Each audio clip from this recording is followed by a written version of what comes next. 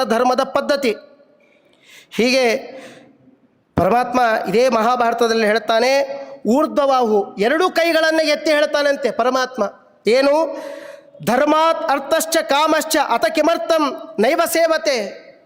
ಅಲ್ಲೋ, ಧರ್ಮವನ್ನು ಮಾಡು, ನಿನಗೆ ಹಣವನ್ನು ಕೊಡ್ತೇನೆ, ನಿನಗೆ ಕೀರ್ತಿಯನ್ನು ಕೊಡ್ತೇನೆ, ನಿನ್ನ ಇಚ್ಛೆ ಪಟ್ಟಿರ್ತಕ್ಕಂಥ ಎಲ್ಲ ಫಲಗಳನ್ನು ಕೊಡ್ತೇನೆ, ಯಾಕೆ ನೀನು ಧರ್ಮವನ್ನು ಮಾಡ್ತಾ ಇಲ್ಲ? ಧರ್ಮವನ್ನು ಬಿಟ್ಟು ಉಳಿದೆಲ್ಲ ಕರ್ಮಗಳನ್ನು ಯಾಕೆ ಮಾಡ್ತಾ ಇದ್ದಿ ಅಂತನ್ನುವುದಾಗಿ ನಮಗೆ ಇದರಲ್ಲಿ ತಿಳಿಸಿಕೊಡ್ತದೆ ಮಹಾಭಾರತದಲ್ಲಿ. ಪ್ರಾಯ 2000 ವರ್ಷಗಳಿಂದ ಪ್ರಾಯ 2000 ವರ್ಷಗಳಿಂದ ನಾವು ಇಟ್ಟುಕೊಂಡು ಹೋದರೆ ಈ ಸನಾತನ ಧರ್ಮಕ್ಕಾಗಿ ಎಷ್ಟು ಜನ ಬಂದಿದ್ದಾರೆ, ಇಷ್ಟೆಲ್ಲ ಜನರಿಗೆ ವಿರುದ್ಧವಾಗಿ ಎಷ್ಟೋ ಜನ ಬಂದು ನಿಂತರೂ ಕೂಡ ಈ ಧರ್ಮವನ್ನು ಏನೂ ಕೂಡ ಮಾಡುವುದಕ್ಕಾಗಲಿಲ್ಲ.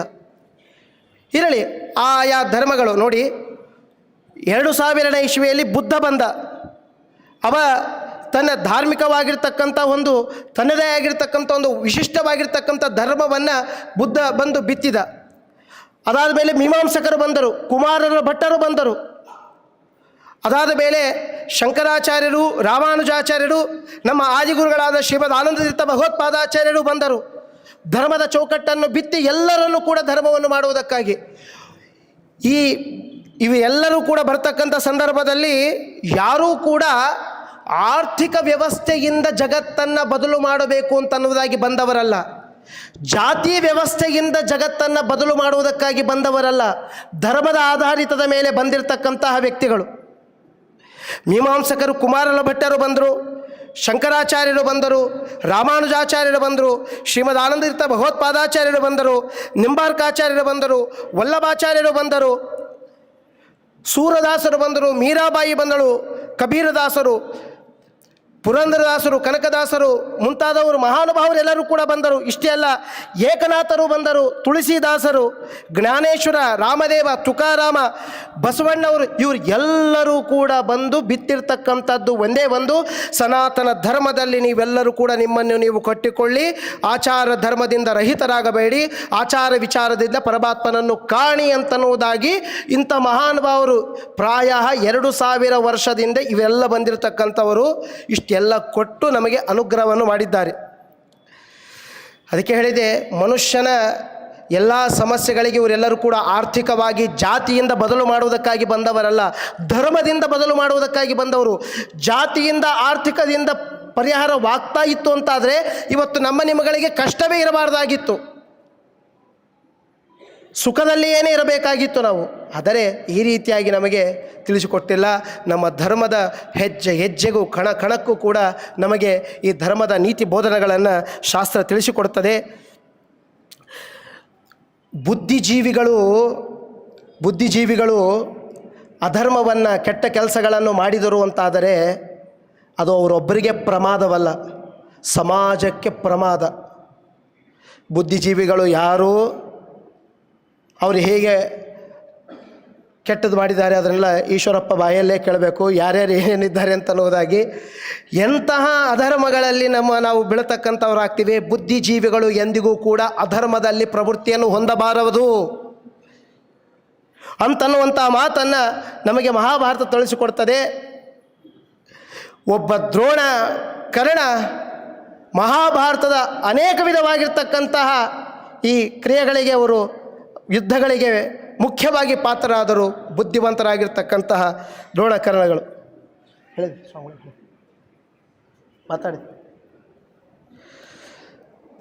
ಹೇಳಿದ್ದಾರೆ. ಹೀಗಾಗಿ ನಾವೆಲ್ಲರೂ ಕೂಡ ಧರ್ಮದ ಚೌಕಟ್ಟಿನಲ್ಲಿರ್ತಕ್ಕಂಥವರಾಗಬೇಕು. ಅನೇಕ ವಿಧವಾಗಿರ್ತಕ್ಕಂಥ ಸತ್ಕರ್ಮದಲ್ಲಿ ನಾವಿರಬೇಕು. ಪ್ರಬಲವಾದ ಸಂಸ್ಕಾರದಿಂದ ಸನಾತನ ಧರ್ಮದಲ್ಲಿ ನಾವು ಇದ್ದೀವಿ ಅಂತಾಯಿತು ಅಂತಾದರೆ ಆಗ ತಂದೆ ತಾಯಿಗಳ ಸೇವೆ, ನಾವು ನೀವುಗಳೆಲ್ಲವೂ ನಿತ್ಯದಲ್ಲಿಯೂ ಕೂಡ ತಾಳವನ್ನು ಕುಟ್ಟಿ ಮನೆಯಲ್ಲಿ ಹಬ್ಬ ಹುಣ್ಣಿಮೆ ದಿವಸ ಹಾಡುಗಳನ್ನು ಹಾಡುತ್ತಾ ದೇವರ ಪೂಜೆಯನ್ನು ಮಾಡುತ್ತಾ ಪಾದಯಾತ್ರೆ ಮುಂತಾದ ಎಲ್ಲ ಕರ್ಮಗಳನ್ನು ಮಾಡ್ತಾ ಹೋಗಿವಿ ಅಂತ ಆಯಿತು ಅಂತಾದರೆ ಅದು ಸನಾತನದ ಧರ್ಮದ ಒಂದು ಸಂಸ್ಕಾರೋಪೇತವಾಗಿರ್ತಕ್ಕಂಥ ಒಂದು ಪರಿಣಾಮ. ಈ ಮಹಾಸ್ವಾಮಿಗಳವರಿಂದ ರಾಮನ ಆದರ್ಶಗಳನ್ನು ಕೇಳುವಂಥ ಸಂದರ್ಭದಲ್ಲಿ ನಾವು ನೀವುಗಳು ಒಂದೇ ಅಪೇಕ್ಷೆಯನ್ನು ಪಡಬೇಕು. ನಮ್ಮಲ್ಲಿ ಸನಾತನ ಧರ್ಮದ ಪ್ರತಿಯೊಂದು ಧರ್ಮಗಳು ಕೂಡ ನಮ್ಮಲ್ಲಿ ರಕ್ತದ ಬಿಂದುವಿನ ಕಣದಲ್ಲಿಯೂ ಕೂಡ ಎಲ್ಲರಲ್ಲಿಯೂ ಕೂಡ ಅದು ಪೂರ್ಣವಾಗಿ ಆವರಿಸಿಕೊಂಡು ಕರ್ಮಗಳು ನಮ್ಮಿಂದವಾಗಬೇಕು. ಮಹಾಸ್ವಾಮಿಗಳವರೇ ನೀವು ಅನುಗ್ರಹವನ್ನು ಮಾಡಬೇಕು ಅಂತನ್ನುವುದಾಗಿ ಕೇಳಿಕೊಳ್ಳಬೇಕು. ಈ ದ್ರೌಪದಿಯ ಕೊನೆಯ ವಿಚಾರವನ್ನು ಹೇಳಿ ಮುಕ್ತಾಯ ಮಾಡ್ತೇನೆ. ದುರುಳ ಹಾಡಿನಲ್ಲಿ ಬರ್ತದೆ, ದುರುಳ ದುಶಾಸನ ಸೆರಗ ಪಿಡಿದು ಸೆಳೆವಾಗ ತರುಣಿ ದ್ರೌಪದಿಯ ಮಾನವನು ಪರಿಹರಿಸಿ ಕಾಯ್ದಂಥ ಸ್ವಾಮಿ. ದ್ರೌಪದಿ ಕೇಳ್ತಾಳೆ ಭೀಷ್ಮಾಚಾರ್ಯರಿಗೆ, ಭೀಷ್ಮಾಚಾರ್ಯರೇ ನೀವು ಅಷ್ಟು ವರ್ಷ ಗುರುಕುಲದಲ್ಲಿದ್ದಿರಿ, ಇಷ್ಟು ಸನಾತನ ಧರ್ಮ ಜ್ಞಾನವಿದೆ, ಶಾಂತಿ ಪರ್ವ, ಅನುಶಾಸನ ಪರ್ವ, ವಿಷ್ಣು ಸಹಸ್ರನಾಮ ಎಲ್ಲವನ್ನೂ ಕೂಡ ಉಪದೇಶವನ್ನು ಮಾಡಿದರೆ, ಈ ದುಶ್ಯಾಸನ ಸೆರಗವನ್ನು ಎಳಿಬೇಕಾದಾಗ ಆ ಧರ್ಮ ಎಲ್ಲಿ ಹೋಗಿತ್ತು ನಿಮ್ಮದು? ಯಾಕೆ ನೀವು ತಡೆಗಟ್ಟಲಿಲ್ಲ ಅಂತ ದ್ರೌಪದಿ ಪ್ರಶ್ನೆ ಮಾಡಿದರೆ ಭೀಷ್ಮಾಚಾರ್ಯರು ಒಂದು ಮಾತನ್ನು ಹೇಳ್ತಾರೆ, ದುರ್ಯೋಧನನ ಮನೆಯ ಅನ್ನವನ್ನು ಉಂಡ ಕಾರಣಕ್ಕೆ ಆ ಸಮಯದಲ್ಲಿ ನನಗೆ ಸದ್ಬುದ್ಧಿ ಬರಲಿಲ್ಲ. ಅಂದರೆ ತಿನ್ನುವ ಅನ್ನ ಶುದ್ಧ ಬಿದ್ದರೆ ಮಾತ್ರ ಸದ್ಬುದ್ಧಿ ಬರುತ್ತೆ ಅಂತನ್ನುವುದನ್ನು ಹೇಳ್ತಾರೆ. ಈಗ ಯಾಕೆ ಬಂತು? ಶರಪಂಜರದಲ್ಲಿ ಮಲಗಿದಾಗ ದ್ರೌಪದಿ ಕೇಳ್ತಾಳೆ, ಈಗ ಯಾಕೆ ಬಂತು ನಿಮಗೆ ಆ ಬುದ್ಧಿ ಅಂತ ಕೇಳಿದರೆ, ಅರ್ಜುನನ ಬಾಣಗಳಿಂದ ಆ ದುರ್ಯೋಧನನ ಮನೆಯಲ್ಲಿ ಉಂಡಿರ್ತಕ್ಕಂಥ ಅನ್ನ ರಕ್ತ ಎಲ್ಲವೂ ಕೂಡ ಹರಿದು ಹೋಗ್ತಾ ಇದೆ, ಆದ್ದರಿಂದಾಗಿ ನನಗೆ ಸದ್ಬುದ್ಧಿ ಬರ್ತಾ ಇದೆ, ಆದ್ದರಿಂದಾಗಿ ಇದು ಯುದ್ಧ ತಪ್ಪು, ದುರ್ಯೋಧನಾದಿಗಳೇ ನೀವು ಮಾಡ್ತಕ್ಕಂಥದ್ದು ತಪ್ಪು ಅಂತನ್ನುವುದಾಗಿ ಭೀಷ್ಮಾಚಾರ್ಯ ಹೇಳಿರ್ತಕ್ಕಂತಹ ಮಾತನ್ನು ನಾವು ಕೇಳ್ತೇವೆ. ಹೀಗೆ ಅನೇಕ ವಿಧವಾಗಿರ್ತಕ್ಕಂಥದ್ದು ಕಥೆಗಳು, ಧರ್ಮಗಳು ಅನೇಕವಿವೆ. ಅಜಾಮಿಳನ ಕಥೆಯಾಗಿರ್ಬೋದು, ಭಾಗವತ, ರಾಮಾಯಣಗಳಲ್ಲಿ ಅನೇಕ ಕಥೆಗಳು ಬರ್ತವೆ. ನಾವು ನಮ್ಮ ಸನಾತನ ಧರ್ಮ ಉಳಿವಿಗಾಗಿ ನಾವೆಲ್ಲರೂ ಕೂಡ ನಾವು ಸತ್ಕರ್ಮಗಳನ್ನು ಮಾಡ್ತಾ ಇರಬೇಕು ಅಂತನ್ನೋದಾಗಿ ಹೇಳುತ್ತಾ, ನಮ್ಮ ಈಶ್ವರಪ್ಪ ಅವರು ವಿಶೇಷವಾಗಿ ಸನಾತನ ಧರ್ಮದಕ್ಕಾಗಿ ವಿಶೇಷವಾಗಿ ಎಲ್ಲವನ್ನು ಕೂಡ ಬೀಜ ಬಿತ್ತುತ್ತಾ ಇದ್ದಾರೆ. ಅನಿಸಿರ್ಬೋದು, ಅಲ್ಲಾಚಾರ್ಯರೇ ನಿನ್ನೆ ಹೊಗಳಿದ್ರಿ, ಈಗ ಹೊಗಳ್ತಾ ಇದ್ರಿ, ಏನು ವಿಶೇಷ? ಮಹಾಸ್ವಾಮಿಗಳವರು ನಿನ್ನೆ ಈಶ್ವರಪ್ಪ ಅವರು ಏನು ಹೇಳಿದರು ಅದೇ ನಾವು ಪರಿಪಾಲನೆ ಮಾಡ್ತೇವೆ. ಹಣಕ್ಕಾಗಿ ಹೊಗಳುತ್ತಾ ಇಲ್ಲ, ಸನಾತನ ಧರ್ಮ ಅವರ ರಕ್ತದ ಬಿಂದುವಿನಲ್ಲಿ ಇದ್ದದಕ್ಕಾಗಿ ನಾವು ಹೊಗಳುತ್ತಾ ಇದ್ದೇವೆ. ಅವರನ್ನು ಹೊಗಳಿ ಹಣ ಕೊಡ್ರಿ ಅಂತನ್ನುವಂತಹ ಗುರುಗಳು ನಮಗೆ ಯಾವ ರೀತಿಯಾಗಿ ಆದೇಶವನ್ನು ಮಾಡಿಲ್ಲ. ಅವರ ಪ್ರಾಮಾಣಿಕವಾಗಿರ್ತಕ್ಕಂಥ ಭಕ್ತಿ. 4-5 ಮೀಟಿಂಗ್ಗಳಾಯಿತು. ನಾವು ಹೋದಾಗ ಈಶ್ವರಪ್ಪ ಅವರ ಕಣ್ಣಿನ ಅಂಚಿನಲ್ಲಿ ಸತ್ಯಾತ್ಮತೀರ್ಥ ಶ್ರೀಪಾದಂಗಳವರ ಹೆಸರು ಬಂದರೆ ಸಾಕು, ತುಂಬಿದ ಕಣ್ಣು ಅದು ಆನಂದದ ಬಾಷ್ಪ ಹರಿದು ಬರ್ತಾ ಇರ್ತದೆ. ಅಷ್ಟು ಸ್ವಾಮಿಗಳವರ ಮೇಲೆ ಭಾವುಕರಾಗಿ ಭಕ್ತಿಯಿಂದ ತಮ್ಮನ್ನು ತಾವು ಅರ್ಪಣೆ ಮಾಡಿಕೊಂಡಿದ್ದಾರೆ. ಅದು ನೋಡಿ ಬಹಳ ಸಂತೋಷವಾಯಿತು. ನಾನು ಬೆಳಗ್ಗೆಯೂ ಕೂಡ ಕಾಲೇಜಿನಲ್ಲಿ ಹೇಳಿದೆ, ಈ ಸನಾತನ ಧರ್ಮಕ್ಕಾಗಿ ಇವತ್ತು ಶಿವಮೊಗ್ಗ ಮುಂತಾದ ಪ್ರಾಂತಗಳಲ್ಲಿ ಮಂದಿರಗಳು, ಗುಡಿಗಳು ಅಥವಾ ಬ್ರಾಹ್ಮಣರು ಮುಂತಾದ ಯಾವೇ ಕಾರ್ಯಾಲಯಗಳು ಏನಾದರೂ ಡೆವಲಪ್ಮೆಂಟ್ ಆಗಿ ಏನಾದರೂ ಒಂದು ತಾವು ಒಳ್ಳೆಯ ರೀತಿಯಿಂದ ಎಲ್ಲವೂ ಕೂಡ ಹೊಂದಿದೆ ಅಂತಂದರೆ ಅದು ಈಶ್ವರಪ್ಪ ಅವರು ತಾವು ಮುಂದಾಳತ್ವವನ್ನು ವಹಿಸಿ ಈ ಕಾರ್ಯವನ್ನು ಮಾಡಿದ್ದಾರೆ ಅಂತಂದರೆ ತಪ್ಪಾಗಲಿಕ್ಕಿಲ್ಲ. ಅಷ್ಟು ಅವರು ಮಾಡಿದ್ದಾರೆ. ಸಂತೋಷ. ಮಹಾಸ್ವಾಮಿಗಳವರು ಅವರಿಗೆ ಅನುಗ್ರಹವನ್ನು ಮಾಡಿ ದೀರ್ಘವಾದ ಆಯುಷ್ಯ ಆರೋಗ್ಯಗಳನ್ನೆಲ್ಲವನ್ನು ಕೂಡ ಕೊಡಬೇಕು ಅಂತನ್ನುವುದಾಗಿ ಪ್ರಾರ್ಥನೆ ಮಾಡ್ತೇನೆ. ನನ್ನ ಮಹಾಸ್ವಾಮಿಗಳು ಕೊಟ್ಟಿರ್ತಕ್ಕಂಥ ಅನುಗ್ರಹದ ಮಂತ್ರಾಕ್ಷತೆಯ ಬಲದಿಂದ ಧರ್ಮಾತ್ಮವಾಹಿನಿ ಎನ್ನುವಂತಹ ಈ ಒಂದು ಸ್ವಾಮಿಗಳವರ ಹೆಸರನ್ನು ಕೊಟ್ಟು ಕಲ್ಲೂರಿನಲ್ಲಿಂದು ಆಶೀರ್ವಾದವನ್ನು ಮಾಡಿದ್ದಾರೆ. ಆ ಆಶೀರ್ವಾದದ ಬಲದಿಂದ 3 ವರ್ಷಗಳ ಕಾಲ ನಿರ್ವಿಘ್ನವಾಗಿ ನೂರಾರು ನಮ್ಮ ನೂತನ ಕಲಾವಿದರು ಬಂದು ಪ್ರವಚನಗಳನ್ನು, ಸಂಗೀತವನ್ನು ಮುಂತಾದಗಳನ್ನು ಮಾಡಿ ಆ ಧರ್ಮವನ್ನು ಬೆಳೆಸ್ತಾ ಇದ್ದಾರೆ. ಅದು ಕೇವಲ ಮಹಾಸ್ವಾಮಿಗಳವರ ಮಂತ್ರಾಕ್ಷತೆ ಬಲದಿಂದ ಅಂತನ್ನೋದಾಗಿ ಹೇಳುತ್ತಾ, ಸಮಯವನ್ನು ಹೆಚ್ಚು ತೆಗೆದುಕೊಂಡದ್ದಕ್ಕಾಗಿ ಮಹಾಸ್ವಾಮಿಗಳಲ್ಲಿ ಕ್ಷಮಾವನ್ನು ಕೇಳುತ್ತಾ, ಈ 2 ಮಾತುಗಳಲ್ಲಿ ಏನಾದರೂ ತಪ್ಪಿತ್ತು ಅಂತಾದರೆ ಸನಾತನ ಧರ್ಮದ ವಿಚಾರಗಳಲ್ಲಿ ಮಹಾಸ್ವಾಮಿಗಳವರಿಗೆ ನನ್ನನ್ನು ಕ್ಷಮಿಸಿ ಮತ್ತು ಸನ್ಮಾರ್ಗದಲ್ಲಿ ವಿಶೇಷವಾಗಿರ್ತಕ್ಕಂಥ ಜ್ಞಾನವು ಹುಟ್ಟಿ ಎಲ್ಲ ನಮ್ಮ ಕುಟುಂಬ ಮುಂತಾದ ಎಲ್ಲ ನನ್ನ ಕೊನೆಯ ಆಯುಷ್ಯದ ಉಸಿರಿರುವವರೆಗೂ ಕೂಡ ಮಹಾಸ್ವಾಮಿಗಳವರ ಶ್ರೀಮಠದ ಸೇವೆ ಸೌಭಾಗ್ಯ ನನಗೆ ದೊರಕಲಿ ಅಂತನ್ನುವುದಾಗಿ ಕೇಳುತ್ತಾ ನನ್ನ ಮಾತನ್ನು ಪರಮಾತ್ಮನ ಪಾದಾರವಿಂದಕ್ಕೆ ಸಮರ್ಪಣೆ ಮಾಡ್ತೇನೆ. ಶ್ರೀಕೃಷ್ಣಾರ್ಪಣಮಸ್ತು.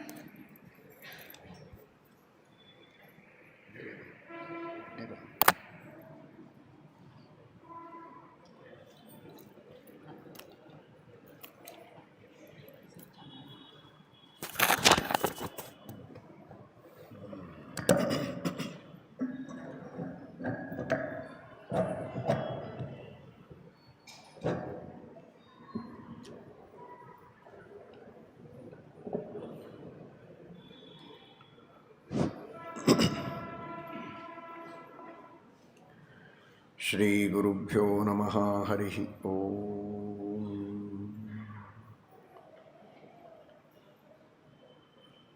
ಯತ್ಪದಂ ವೇದ ಸಂವೇದ್ಯಂ ಕಟಾಕ್ಷೇಣಾಪಿ ವೀಕ್ಷಿತುಂ ನ ಕ್ಷಮಂತೆ ವಿಮತಯಸ್ತಮುಪಾಸೇ ಶ್ರಿಯಃ ಪತಿಂ.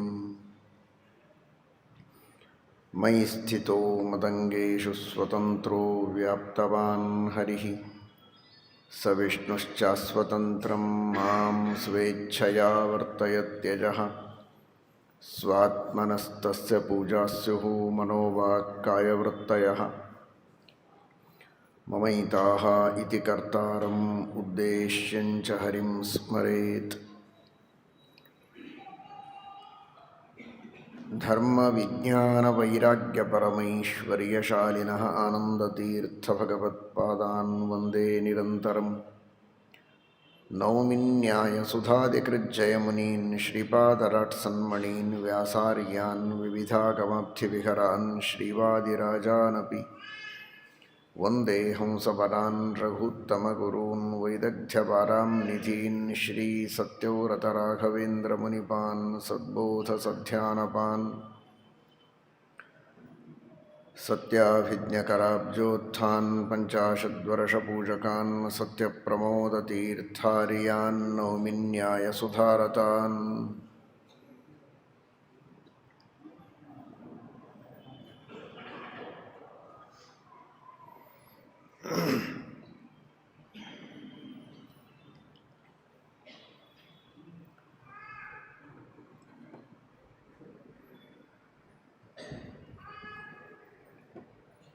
ಶ್ರೀರಾಮಚಂದ್ರನ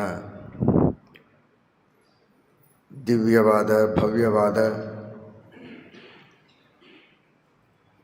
ಸಕಲ ಸಜ್ಜನರ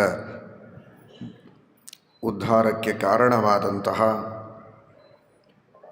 ಆದರ್ಶಗಳನ್ನು, ಗುಣಗಳನ್ನು ವಾಲ್ಮೀಕಿ ಮಹರ್ಷಿಗಳು ಗಂಭೀರವಾದ ಭಾಷೆಯಲ್ಲಿ, ಆರ್ಷವಾದ ಭಾಷೆಯಲ್ಲಿ ಉಪದೇಶ ಮಾಡ್ತಾ ಇದ್ದಾರೆ. ಮಹರ್ಷಿಗಳು, ಜ್ಞಾನಿಗಳು, ಬ್ರಹ್ಮದೇವರ ಅನುಗ್ರಹಕ್ಕೆ ಪಾತ್ರರು, ನಾರದರ ಅನುಗ್ರಹಕ್ಕೆ ಪಾತ್ರರಾದವರು ವಾಲ್ಮೀಕಿ ಮಹರ್ಷಿಗಳು. ಅಂತಹ ಪರಮ ವಿಷ್ಣು ಭಕ್ತರಾದ, ಭಕ್ತಿಸೂತ್ರವನ್ನು ರಚನೆ ಮಾಡಿದ, ನಾರಾಯಣನ ನಾಮದ ಮಹಿಮೆಯನ್ನು 14 ಲೋಕಗಳಲ್ಲೆಲ್ಲ ಹರಡಿದ ನಾರದರು, ದೇವರ್ಷಿಗಳು. ಅಂತಹ ದೇವರ್ಷಿಗಳ ಉಪದೇಶವನ್ನು ಪಡೆದ ಮಹಾನುಭಾವರು ವಾಲ್ಮೀಕಿ ಮಹರ್ಷಿಗಳು. ಅವರ ಒಂದೊಂದು ಮಾತಿನಲ್ಲಿಯೂ ಬಹಳ ಅರ್ಥ ಇದೆ. ತಮ್ಮ ತಪಸ್ಸು, ತಮ್ಮ ಜ್ಞಾನದಿಂದ ಕಂಡುಕೊಂಡದ್ದನ್ನು ನಮ್ಮೆಲ್ಲರ ಮುಂದೆ ಬಿಚ್ಚಿ ಇಡುತ್ತಾ ಇದ್ದಾರೆ. ನಿನ್ನೆ ದಿವಸ ತಿಳಿದಿದ್ದೀರಿ, ಸಹಿ ರೂಪೋಪಪನ್ನಶ್ಚ ವೀರ್ಯವಾನ್ ಅನಸೂಯಕಃ. ಶ್ರೀರಾಮಚಂದ್ರನ ದೊಡ್ಡ ಗುಣ ಅಂದರೆ ಅನಸೂಯಕಃ, ಅಸೂಯೆಯನ್ನು ಮಾಡುವವನಲ್ಲ. ಸಮಾಜದಲ್ಲಿ ಒಬ್ಬ ವ್ಯಕ್ತಿ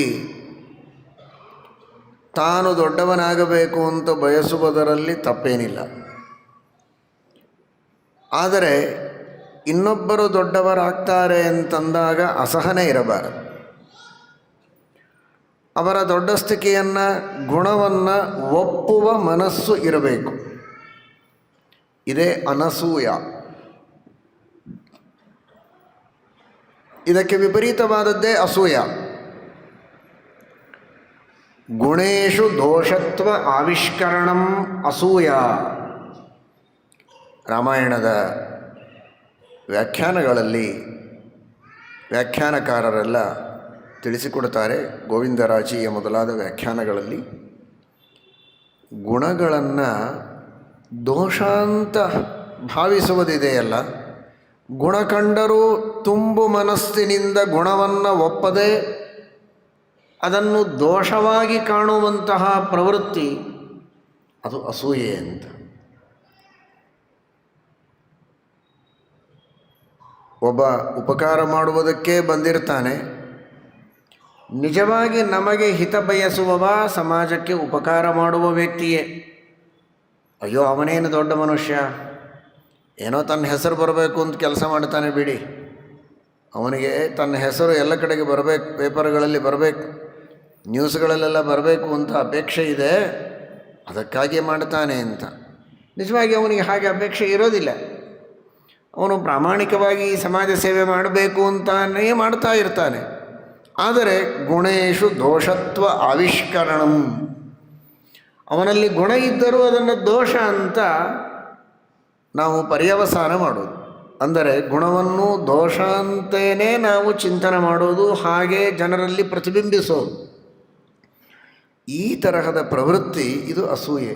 ಇದು ಯಾಕೆ ಬರುತ್ತೆ ಅಂದರೆ, ಅವನ ಗುಣಗಳನ್ನು ಗುಣ ಅಂತ ನಾವು ತಿಳಿದರೆ ಅವನನ್ನು ದೊಡ್ಡವ ಅಂತ ಒಪ್ಪಿಕೊಳ್ಬೇಕಾಗತ್ತೆ. ಅವನನ್ನು ದೊಡ್ಡವ ಅಂತ ಒಪ್ಪಿಕೊಂಡ್ರೆ ಆ ಗುಣ ನನ್ನಲ್ಲಿ ಇಲ್ಲದೇ ಇದ್ದಾಗ ನಾನು ಚಿಕ್ಕವ ಅಂತ ಒಪ್ಪಿಕೊಳ್ಳಬೇಕು. ಅದಕ್ಕೆ ನಮಗೆ ತಯಾರಿ ಇಲ್ಲ. ನಾನು ಯಾರಿಗಿಂತಲೂ ಕಡಿಮೆ ಇಲ್ಲ ಅನ್ನುವ ಅಹಂಕಾರ ನನ್ನಲ್ಲಿದೆ. ಆ ಅಹಂಕಾರದ ಫಲವಾಗಿ ಇನ್ನೊಬ್ಬರನ್ನು ದೊಡ್ಡವರು ಅಂತ ಒಪ್ಪುವುದಕ್ಕಾಗೋದಿಲ್ಲ. ಒಪ್ಪಬಾರದು ಅಂದರೆ ಅವರಲ್ಲಿರುವ ಗುಣವನ್ನು ಅಳಿಸ್ಲಿಕ್ಕಾಗೋದಿಲ್ಲ. ಹಾಗಾದರೆ ಏನು ಮಾಡೋದು? ಇದ್ದರೂ ಗುಣವನ್ನು ಅದನ್ನು ದೋಷ ಅಂತ ಪ್ರತಿಬಿಂಬಿಸೋದು. ಇದು ಅಸೂಯೆ. ಈ ಅಸೂಯೆ ಮನುಷ್ಯನಿಗೆ ಘಾತಕವಾದದ್ದು. ನಿಜವಾದ ಗುಣವನ್ನು ಗುಣ ಅಂತ ತಿಳಿಯದೇ ಇದ್ದರೆ ನೀನು ದೊಡ್ಡವನಾಗೋದಿಲ್ಲ. ಒಬ್ಬ ವ್ಯಕ್ತಿಯಲ್ಲಿರುವ ಗುಣವನ್ನು ಗುಣ ಅಂತ ತಿಳಿದರೆ ಅದನ್ನು ಪಡೆಯೋದಕ್ಕೆ ನೀನು ಪ್ರಯತ್ನ ಮಾಡ್ತೀಯ, ನೀನು ದೊಡ್ಡವನಾಗ್ತೀಯ. ನೀನು 10 ಅಂಕಗಳನ್ನು ಪಡೆದುಕೊಂಡಿದ್ದೀಯ, ಇನ್ನೊಬ್ಬ 20 ಅಂಕಗಳನ್ನು ಪಡೆದುಕೊಂಡಿದ್ದಾನೆ. ಭಾಳ ಸಂತೋಷ, ಅವನು 20 ಅಂಕಗಳನ್ನು ಪಡೆದು ಚೆನ್ನಾಗಿ ಅಭ್ಯಾಸ ಮಾಡಿದ್ದಕ್ಕೆ ನನಗಿಂತಲೂ ಒಂದು 10 ಅಂಕಗಳನ್ನು ಹೆಚ್ಚು ಪಡೆದುಕೊಂಡಿದ್ದಾನೆ. ನಾನು ಚೆನ್ನಾಗಿ ಅಭ್ಯಾಸ ಮಾಡಬೇಕು ಅಂದರೆ ನೀನು ದೊಡ್ಡವನಾಗ್ತೀಯ. ಅದು ಬಿಟ್ಟು ಅವನೇನು 20 ಪಡೆದುಕೊಂಡದ್ದು, ನಿಜವಾಗಿ ಅವನು ಅಧ್ಯಯನ ಮಾಡಲೇ ಇಲ್ಲ, ಸುಮ್ಮನೆ ಅಂಕ ಹಾಕಿದ್ದಾರಷ್ಟೇ ಅವನಿಗೆ, ಅವನು ಹೇಳಿ ಹಾಕಿಸಿಕೊಂಡಿದ್ದಾನೆ ಹಾಗೆ ಅಂತ. ಇದರಿಂದ ಆದದ್ದು ಲಾಸು ಅವನಿಗಲ್ಲ, ಇವನಿಗೆ. ಯಾಕೆ ಅಂದರೆ, ಹಾಗಾದರೆ ನಾನು 10 ಪಡೆದದ್ದು ಸರಿ ಇದೆ, ಅವನಿಗೂ 10 ಯೋಗ್ಯತೆ ಇತ್ತು, ನನ್ನದು ಅಷ್ಟೇ ಅಂತ ಇದ್ದಲ್ಲಿಯೇ ಉಳಿತಾನೆ ಅವನು. ಆದರೆ ಅವನು 20 ಪಡೆದದ್ದು 30 40 ಏನೋ ಒಂದು ಪಡೆದುಕೊಂಡದ್ದು ಅದು ಅವನ ಗುಣ ಅಂತ ಒಪ್ಪಿದರೆ, ಓ ನನ್ನಲ್ಲಿ ಇನ್ನೂ ಆ ಗುಣ ಬಂದಿಲ್ಲ, ಹಾಗಾದರೆ ನಾನು ಪ್ರಯತ್ನವನ್ನು ವಿಶೇಷವಾಗಿ ಮಾಡಬೇಕು ಅಂತ ಇವನು ಉನ್ನತಿಯನ್ನು ಪಡೆದುಕೊಳ್ಳುವುದಕ್ಕೆ ಸಾಧ್ಯ ಇದೆ. ಇವನು ದೊಡ್ಡವನಾಗುವುದಕ್ಕೆ ಸಾಧ್ಯ ಇದೆ. ಇನ್ನೊಬ್ಬರ ದೊಡ್ಡಸ್ತಿಕೆಯನ್ನು ಒಪ್ಪಿಲ್ಲ ಅಂದರೆ ಇವನು ಇದ್ದಲ್ಲಿಯೇ ಇರ್ತಾನೆ. ಇವನ ಪ್ರಗತಿಗೆ ಅದು ದೊಡ್ಡ ಕೊಡಲಿ ಪೆಟ್ಟು. ಆ ದೃಷ್ಟಿಯಲ್ಲಿ ಮನುಷ್ಯ ಎಂದಿಗೂ ಕೂಡ ಅಸೂಯೆಯನ್ನು ಮಾಡಬಾರದು ಎಂಬುದಾಗಿ ತಿಳಿಸಿಕೊಟ್ಟೆ. ದೇವರಿಗೆ ಇದು ಏನಾಗಬೇಕಾಗಿದೆ? ಯಾರ ಗುಣವನ್ನು ನೋಡಿ ಅವನು ಅಸೂಯೆ ಪಡಬೇಕು ಹೇಳಿ? ದೇವರ ಗುಣವನ್ನು ಮೀರಿದ ಗುಣ ಪ್ರಪಂಚದೊಳಗೆ ಇನ್ಯಾರಿಗಿದೆ? ಈ ಪರಿಯ ಸೊಬಗು ಇನ್ನಾವ ದೇವರಲ್ಲಿ ನಾ ಕಾಣೆ. ದಾಸರಂತಾರೆ, ಈ ಪರಿಯ ಸೊಬಗು ಇನ್ಯಾವ ದೇವರಲ್ಲಿ ನಾ ಕಾಣೆ. ಯಾರಲ್ಲಿಯೂ ಆ ಪರಮಾತ್ಮನಲ್ಲಿರುವಂತಹ ಜ್ಞಾನ, ಅವನ ಶಕ್ತಿ, ಅವನ ಪರಾಕ್ರಮ, ಅವನ ಕರ್ತೃತ್ವ, ಅವನ ವೀರ್ಯ, ಧೈರ್ಯ, ಶೌರ್ಯ, ಔದಾರ್ಯ ಯಾರಲ್ಲಿಯೂ ಇಲ್ಲದೇ ಇದ್ದಾಗ ಯಾರನ್ನು ನೋಡಿ ಅಸೂಯೆ ಪಡಬೇಕು ದೇವರು? ಆದರೆ ಅವನಿಗೆ ಅಸೂಯೆಯ ಪ್ರಸಕ್ತಿಯೇ ಇಲ್ಲ. ನೀವು ಅಸೂಯೆ ಪಡುವುದಕ್ಕೆ ಅವಕಾಶ ಇದೆ, ಆದರೆ ಅಸೂಯೆ ಪಡಬೇಡಿ. ಪ್ರೀತಿಯನ್ನು ಮಾಡಿ, ಗುಣವನ್ನು ಗುಣ ಅಂತ ಕಾಣಿ, ನೀವೂ ಗುಣವಂತರಾಗಿ ಅಂತ ಜಗತ್ತಿಗೆ ಶ್ರೀರಾಮಚಂದ್ರ ಉಪದೇಶವನ್ನು ಮಾಡ್ತಾ ಇದ್ದಾರೆ. ಅನಸೂಯಕಃ. ಶ್ರೀಮದ್ ಭಾಗವತದಲ್ಲಿ 4th ಸ್ಕಂಧದಲ್ಲಿ ನೀವೆಲ್ಲ ಕಥೆಯನ್ನು ಕೇಳಿರ್ತೀರ. ಪರಮಾತ್ಮ ವಿಷ್ಣು ತಾನು ಸ್ವತಃ ಅತ್ರಿ ಋಷಿಗಳಲ್ಲಿ ಅನಸೂಯಾದೇವಿಯಲ್ಲಿ ಅವತಾರ ಮಾಡಿದ್ದಾನೆ. ಅದರ ಸಂಕೇತವೇ ಇದು. ಪರಮಾತ್ಮನ ಹೆಸರು ದತ್ತ ಅಂತ, ದತ್ತಾತ್ರೇಯ ಅಂತ ಕರೀತಾರೆ. ಅತ್ರಿಯ ಮಗನಾಗಿ ಅವತಾರ ಮಾಡಿದ್ದರಿಂದ ಆತ್ರೇಯ, ತಾನು ತನ್ನನ್ನೇ ತಾನು ಕೊಟ್ಟಿದ್ದಾನೆ ಅನ್ನೋದಕ್ಕಾಗಿ ದತ್ತ. ದತ್ತ ಆತ್ರೇಯ, ದತ್ತಾತ್ರೇಯ ಅಂತ.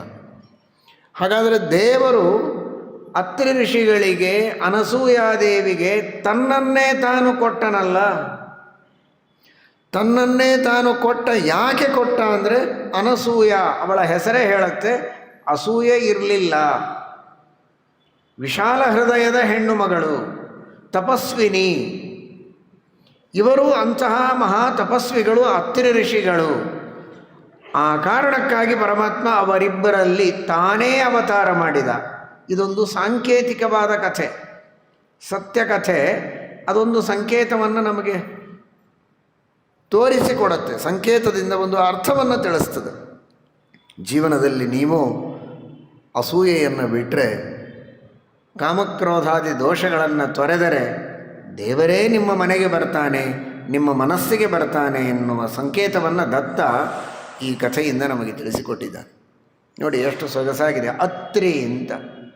ತ್ರಿ ಅಂದರೆ 3. ಒಬ್ಬ ವ್ಯಕ್ತಿಯ ಹೆಸರು ಹೇಳಬೇಕಾದ್ರೆ ನಾಮಕರಣ ಮಾಡುವಾಗಲೂ ಸರಿ, ಸಾಮಾನ್ಯ ಪರಿಚಯ ಮಾಡಿಸಬೇಕಾದರೂ ಅಲ್ಲಲ್ಲಿ ಪ್ರವಚನಕಾರರು ಹೇಳುವಾಗ ಒಂದು ಹೆಸರನ್ನು 2 ಸಲ ಹೇಳ್ತಾರೆ. ಇವನನ್ನು ರಾಮ ರಾಮ ಅಂತ ಕರೀತಾರೆ ಅಂತ ಹೀಗೆ ಹೇಳೋ ಪದ್ಧತಿ ಅಲ್ವಾ.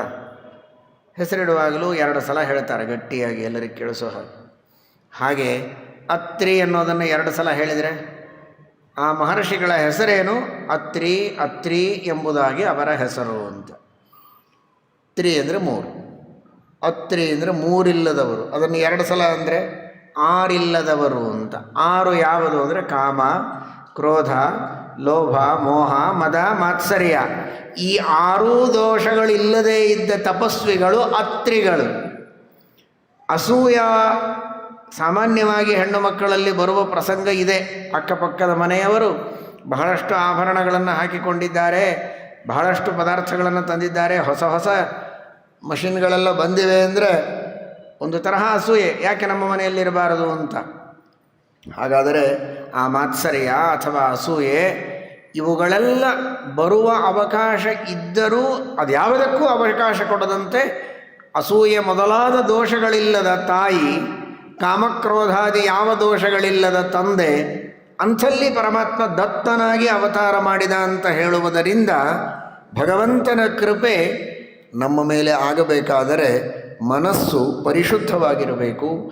ಕಾಮ, ಕ್ರೋಧ, ಲೋಭ, ಮೋಹ, ಮದ, ಮಾತ್ಸರ್ಯ ಯಾವ ದೋಷಗಳು ನಮ್ಮಲ್ಲಿ ಇರಬಾರದು ಅನ್ನುವುದನ್ನು ಆ ದತ್ತಾತ್ರೇಯನ ಸಂಕೇತದಿಂದ ನಾವು ಅರ್ಥ ಮಾಡಿಕೊಳ್ಳುವುದಕ್ಕೆ ಸಾಧ್ಯ ಇದೆ.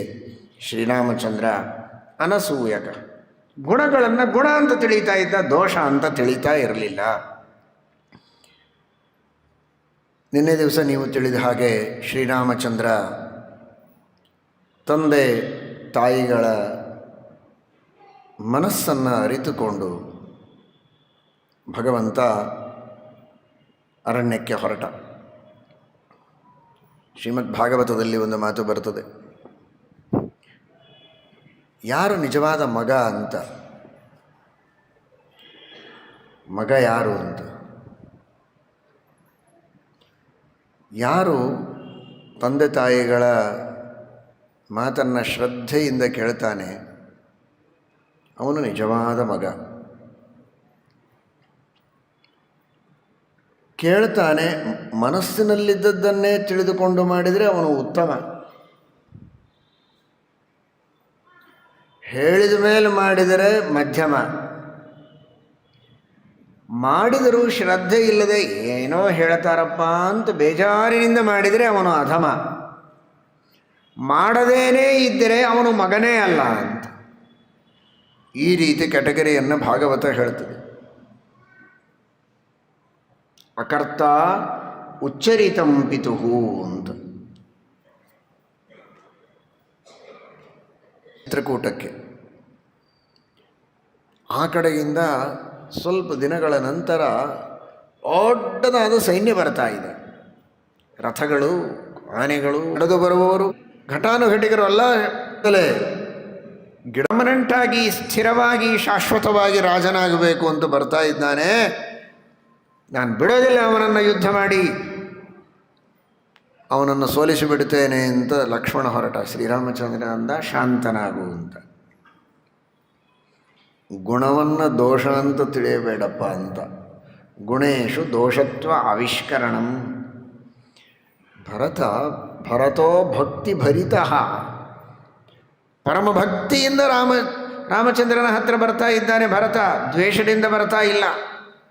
ಯುದ್ಧ ಮಾಡಿ ನಮ್ಮನ್ನು ಸೋಲಿಸೋದಕ್ಕೋ ಹೊಡೆಯೋದಕ್ಕೋ ಬರ್ತಾ ಇಲ್ಲ. ಅವನು ಗೌರವದಿಂದ ಸ್ವಾಗತ ಮಾಡಿ ಅಯೋಧ್ಯೆಗೆ ಕರೆದುಕೊಂಡು ಹೋಗಿ ನಾನೇ ರಾಜನಾಗಬೇಕು, ತಾನಾಗೋದಿಲ್ಲ ಅಂತ ಹೇಳೋದಕ್ಕೆ ಭರತ ಬರ್ತಾ ಇದ್ದಾನೆ. ನೀನು ತಪ್ಪು ತಿಳಿದರೆ ಹೇಗೆ ಅಂತ ಲಕ್ಷ್ಮಣನಿಗೆ ಶ್ರೀರಾಮಚಂದ್ರ ಎಚ್ಚರಿಕೆಯನ್ನು ಕೊಟ್ಟ. ಅವತ್ತೇನಾದರೂ ಲಕ್ಷ್ಮಣ ಭರತನನ್ನು ತಪ್ಪು ತಿಳಿದು ಯುದ್ಧವನ್ನು ಪ್ರಾರಂಭ ಮಾಡಿದ್ದ ಅಂದರೆ ಎಂತಹ ಅನರ್ಥವಾಗುವುದು. ಅಂದರೆ ಗುಣವನ್ನು ಗುಣ ಅಂತ ತಿಳಿಯಬೇಕು, ಗುಣವನ್ನು ದೋಷ ಅಂತ ಎಂದಿಗೂ ತಿಳಿಯಬಾರದು. ಇದನ್ನು ಶ್ರೀರಾಮಚಂದ್ರ ಆ ಉದಾಹರಣೆಯಿಂದ ನಮಗೆ ತೋರಿಸಿಕೊಟ್ಟಿದ್ದಾನೆ. ಪ್ರಭು ಶ್ರೀರಾಮಚಂದ್ರ ಇವನು ದೇವರು, ಸಾಕ್ಷಾತ್ ವಿಷ್ಣು. ಹಾಗಾದರೆ ದೇವರು ಅಂತ ನಾವು ತಿಳಿದಾಗ ದೇವರಲ್ಲಿ ಒಂದು ವೇಳೆ ಈ ತರಹದ ದೋಷ ಇದ್ದರೆ, ಅಸೂಯ, ಗುಣವನ್ನು ದೋಷ ಅಂತ ತಿಳಿಯುವ ಪರಿಸ್ಥಿತಿ ಭಗವಂತನಿಗೂ ಇದ್ದರೆ ಪ್ರತಿಯೊಬ್ಬ ಜೀವನ ಪರಿಸ್ಥಿತಿ ಏನಾಗಲಿಕ್ಕಿಲ್ಲ. ಆಲೋಚನೆ ಮಾಡಿ, ನಾವು ಯಾರ ಹತ್ರ ಹೋಗಬೇಕು? ನಿರಾಧಾರೋಹ ರೋದಿಮಿ ಕಥಯ ಕೇಶಾಮಿಹ ಪುರಃ. ದೇವರನ್ನೇ ನಂಬಿದ್ದು ನಾವೇನು ತಪ್ಪು ಮಾಡಿದರೆ ಶಿಕ್ಷೆ ಕೊಡ್ತಾನೆ, ಒಪ್ಪು ಮಾಡಿದರೆ ಅದಕ್ಕೆ ಸುಖ ಕೊಡ್ತಾನೆ, ಪುಣ್ಯ ಮಾಡಿದರೆ ಫಲ ಕೊಡ್ತಾನೆ ಅಂತ ನಾವು ನಂಬಿದ್ದು ದೇವರನ್ನು. ಆ ದೇವರೇ ನಾವು ಪುಣ್ಯಕರ್ಮ ಮಾಡಿದಾಗಲೂ ಪಾಪಕರ್ಮ ಮಾಡಿದ್ದೇವೆ ಅಂತ ಹೇಳಿಬಿಟ್ಟ ಅಂದರೆ ನಾವಿನ್ಯಾರಿಗೆ ಅಪೀಲ್ ಹೋಗೋದು ಎಲ್ಲಿ? ತವಾಲಂಬಾದಂಬ ಸ್ಫುರದ ಲಘು ಗರ್ವೇಣ ಸಹಸ. ದೇವರನ್ನ ತಾಯಿ ತಂದೆ ಅಂತ ನಂಬಿ ಧೈರ್ಯದಿಂದ ನಾವೇನಾದರೂ ಮಾಡ್ತೇವೆ. ಆದರೆ ದೇವರೇ ಕೈ ಬಿಟ್ಟರೆ ಹೋಗೋದೆಲ್ಲಿ? ಆದರೆ ವಾಲ್ಮೀಕಿ ಮಹರ್ಷಿಗಳು ಒಂದು ಪುಟ್ಟ ಶಬ್ದದಲ್ಲಿ ಎಂತಹ ದೊಡ್ಡ ಭರವಸೆಯನ್ನು ಕೊಡ್ತಾರೆ ಅಂದರೆ, ಅನಸೂಯಕಃ, ಎಂದಿಗೂ ಗುಣಗಳನ್ನು ದೋಷ ಅಂತ ದೇವರು ತಿಳಿಯೋದೇ ಇಲ್ಲ. ನೀನು ಪುಣ್ಯ ಮಾಡಿದರೆ ಪುಣ್ಯ ಮಾಡಿದ್ದಿ ಅಂತ ಹೇಳ್ತಾನೆ, ಪಾಪ ಮಾಡಿದರೆ ಪಾಪ ಮಾಡಿದ್ದಿ ಅಂತ ಹೇಳ್ತಾನೆ. ನೀನು ಭಕ್ತಿ ಮಾಡಿದರೆ ಭಕ್ತಿಯನ್ನು ಮಾಡಿದ್ದಿ ಅಂತ ಒಪ್ತಾನೆ. ನೀನು ಸೋಗು ಹಾಕಿದ್ದಿ, ಡಾಂಭಿಕತನದಿಂದ ಸತ್ಕರ್ಮಗಳನ್ನು ಮಾಡ್ತಾ ಇದ್ದಿ ಅಂತ ಆರೋಪ ಹೊರಿಸೋದಿಲ್ಲ ದೇವರು. ಅದೆಲ್ಲ ಯಾರಿಗೆ? ಮಾನವರಿಗೆ, ಅಜ್ಞಾನಿಗಳಿಗೆ. ಸರ್ವಜ್ಞನಾದ ಪರಮಾತ್ಮ, ಪರಮ ದಯಾಳುವಾದ ಭಗವಂತ, ಕರುಣಾಮೂರ್ತಿ, ಯಾಕೆ ಅವನಲ್ಲಿ ಇಂತಹ ದೋಷಗಳಿರುತ್ತೆ ಹೇಳಿ? ಗುಣವನ್ನು ಗುಣ ಅಂತ ತಿಳಿತಾನೆ. ಶ್ರೀಕೃಷ್ಣ ಪರಮಾತ್ಮ ಭಗವದ್ಗೀತೆಯಲ್ಲಿ ಹೇಳ್ತಾನೆ, ನಾಸತೋ ವಿದ್ಯತೆ ಭಾವ ನಾಭಾವೋ ವಿದ್ಯತೆ ಸತಃ. ಎಂದಿಗೂ ಪಾಪಕರ್ಮಗಳಿಗೆ ಸುಖ ಇಲ್ಲ, ಪುಣ್ಯಕರ್ಮಗಳಿಗೆ ದುಃಖ. ಇದು ಫಲವಲ್ಲ. ಪಾಪಕರ್ಮ ಮಾಡಿದವನಿಗೆ ಸುಖ ಆಗ್ಬೋದು, ಪಾಪಕರ್ಮದಿಂದ ಸುಖ ಆಗುವುದಿಲ್ಲ. ಎರಡಕ್ಕೂ ವ್ಯತ್ಯಾಸ ಇದೆ, ಚೆನ್ನಾಗಿ ಅರ್ಥ ಮಾಡಿಕೊಳ್ಳಿ. ಒಬ್ಬ ವ್ಯಕ್ತಿ ಇದ್ದಾನೆ, ಪಾಪ ಮಾಡಿದ್ದಾನೆ, ಸುಖವಾಗಿದ್ದಾನೆ. ಪಾಪ ಮಾಡಿದರೆ ಸುಖ ಆಗುತ್ತೆ. ಪಾಪ ಮಾಡಿದ್ದಕ್ಕಲ್ಲ ಅದು ಸುಖ ಆದದ್ದು. ಇದೇ ವ್ಯಕ್ತಿ ಹಿಂದೆ ಪುಣ್ಯ ಮಾಡಿದ್ದ. ಆ ಹಿಂದೆ ಮಾಡಿದ ಪುಣ್ಯದ ಫಲವಾಗಿ ಇವತ್ತು ಸುಖವನ್ನು ಅನುಭವಿಸ್ತಾ ಇದ್ದಾನೆ. ಈಗ ಮಾಡಿದ ಪಾಪದಿಂದ ಸುಖ ಅನುಭವಿಸುವುದಲ್ಲ ಅದು. ಇವತ್ತು ಮಾಡಿದ ಪಾಪಕ್ಕೆ ಮತ್ತೆ ನಾಳೆ ಈ ಜನ್ಮದಲ್ಲಿ ಅಥವಾ ಬರುವ ಜನ್ಮದಲ್ಲಿ ದುಃಖವನ್ನು ಅನುಭವಿಸ್ತಾನೆ. ಅಂದರೆ ಒಬ್ಬ ವ್ಯಕ್ತಿ ಔಷಧಿ ಹಾಕ್ಕೊಳ್ತಾನೆ, ಕೈ ಮುಟ್ಟು ನೋಡ್ತೀರಾ, ಅಯ್ಯೋ ಇನ್ನೂ ಜ್ವರ ಇದೆ. ಅದು ನೋಡಿ, ಔಷಧಿ ಹಾಕ್ಕೊಂಡದ್ದಕ್ಕೆ ಜ್ವರ ಅಂತ ಯಾರಾದರೂ ಅಂತಾರೆ? ಜ್ವರ ಬಂದದ್ದು ಇವಾಗ ಔಷಧಿ ಹಾಕ್ಕೊಂಡದ್ದಕ್ಕಲ್ಲ, ಮೊದಲು ಅಪಥ್ಯ ಮಾಡಿದ್ದಕ್ಕೆ, ಎಲ್ಲಿಯೋ ಚಳಿಯಲ್ಲಿ ಬಹಳ ಓಡಾಡಿದ್ದಕ್ಕೆ, ಇನ್ನೇನೋ ತಿಂದದ್ದಕ್ಕೆ, ಯಾವುದೋ ಒಂದು ಕಾರಣಕ್ಕಾಗಿ ವಾತಾವರಣದ ದೋಷ. ಆಹಾರ ವಿಹಾರಗಳ ವೈಪರೀತ್ಯದಿಂದ ಅವನಿಗೆ ಬಂದದ್ದು ರೋಗ. ಔಷಧಿ ತೆಗೆದುಕೊಂಡದ್ದಕ್ಕೆ ರೋಗ ಪರಿಹಾರ ಆಗತ್ತೆ, ಅದು ಸ್ವಲ್ಪ ತಡವಾಗಿ ಆಗತ್ತೆ. ಕಾಣೋದಕ್ಕೆ ಔಷಧಿ ತೆಗೆದುಕೊಂಡಿದ್ದಾನೆ, ರೋಗ ಇದೆ. ತೆಗೆದುಕೊಂಡದ್ದಕ್ಕೆ ರೋಗನ? ಯಾವ ಬುದ್ಧಿವಂತನೂ ಹಾಗೆ ಅರ್ಥ ಮಾಡಿಕೊಳ್ಳೋದಿಲ್ಲ. ಹಾಗಿದೆ, ಪುಣ್ಯ ಮಾಡ್ತಾನೆ ಆದರೂ ದುಃಖ ಅನುಭವಿಸ್ತಾನೆ. ಪುಣ್ಯದಿಂದ ದುಃಖ ಅಲ್ಲ, ಅದು ಹಿಂದೆ ಮಾಡಿದ ಪಾಪದಿಂದ ದುಃಖ. ಈಗ ಮಾಡಿದ ಪುಣ್ಯದಿಂದ ಮುಂದೆ ದುಃಖದ ಪರಿಹಾರವಾಗತ್ತೆ, ಸುಖವಾಗತ್ತೆ ಎನ್ನುವುದು ಸತ್ಯ ಅಂತ ಕೃಷ್ಣ ಅರ್ಜುನನ ಎದುರಿನಲ್ಲಿ ಘೋಷಣೆ ಮಾಡಿ ಹೇಳಿದ್ದಾನೆ ಶ್ರೀಮದ್ ಭಗವದ್ಗೀತೆಯಲ್ಲಿ. ಆ ದೃಷ್ಟಿಯಲ್ಲಿ ಎಂದಿಗೂ ಪರಮಾತ್ಮ ಗುಣವನ್ನು ದೋಷ ಅಂತ ಭಾವಿಸೋದಿಲ್ಲ, ಗುಣವನ್ನು ಗುಣ ಅಂತ ಹೇಳ್ತಾನೆ. ಎಂದಿಗೂ ಅದನ್ನು ಪರಮಾತ್ಮ ದೋಷ ಅಂತ ತಿಳಿದುಕೊಳ್ಳೋದಿಲ್ಲ. ಈ ದೃಷ್ಟಿಯಲ್ಲಿ ಪರಮಾತ್ಮನ ಒಂದು ಅದ್ಭುತವಾದ ಗುಣವನ್ನು ನಮ್ಮೆಲ್ಲರಿಗೆ ಭರವಸೆ ಕೊಡುವಂತೆಯೂ ಹೇಳಿದ್ದಾರೆ. ದೇವರನ್ನು, ಶ್ರೀರಾಮಚಂದ್ರನನ್ನು ವಿಷ್ಣು ದೇವ ಅಂತ ನಾವು ತಿಳಿದಾಗ ಏನೊಂದು ಭರವಸೆ ಇಡಬೇಕೋ ಅದನ್ನೂ ತಿಳಿಸ್ತಾರೆ. ಶ್ರೀರಾಮಚಂದ್ರನ ಆದರ್ಶವನ್ನು ನಮ್ಮ ಜೀವನದಲ್ಲಿ ಅಳವಡಿಸಿಕೊಳ್ಳಬೇಕು ಅಂತ ನೋಡಿದಾಗ ನೀವು ನಿಮ್ಮ ಸುತ್ತಮುತ್ತಲಿದ್ದವರ ಮೇಲೆ ಅಸೂಯೆಯನ್ನು ಮಾಡಬೇಡಿ ಎನ್ನುವ ಪಾಠವನ್ನು ಕೂಡ ಕಲಿಸ್ತಾರೆ. ಕಾರಣ, ನಾವು ಬೆಳೆಯಬೇಕು ಅಂತಾದರೆ ಅಸೂಯೆಯನ್ನು ಮಾಡಬಾರದು ಅಂತ. ಅನಸೂಯಕಃ ಭೂಮೌ ಅನುಪಮಃ ಸೂನುಃ ಗುಣೈರ್ದಶರಥೋಪಮಃ. ವಾಲ್ಮೀಕಿ ಮಹರ್ಷಿಗಳು ಹೇಳ್ತಾರೆ, ಮಗ ಅಂದರೆ ಇಂಥ ಮಗ ಇರಬೇಕು ಅಂತ. ಅನುಪಮ ಸೂನು, ಸೂನು ಅಂದರೆ ಮಗ.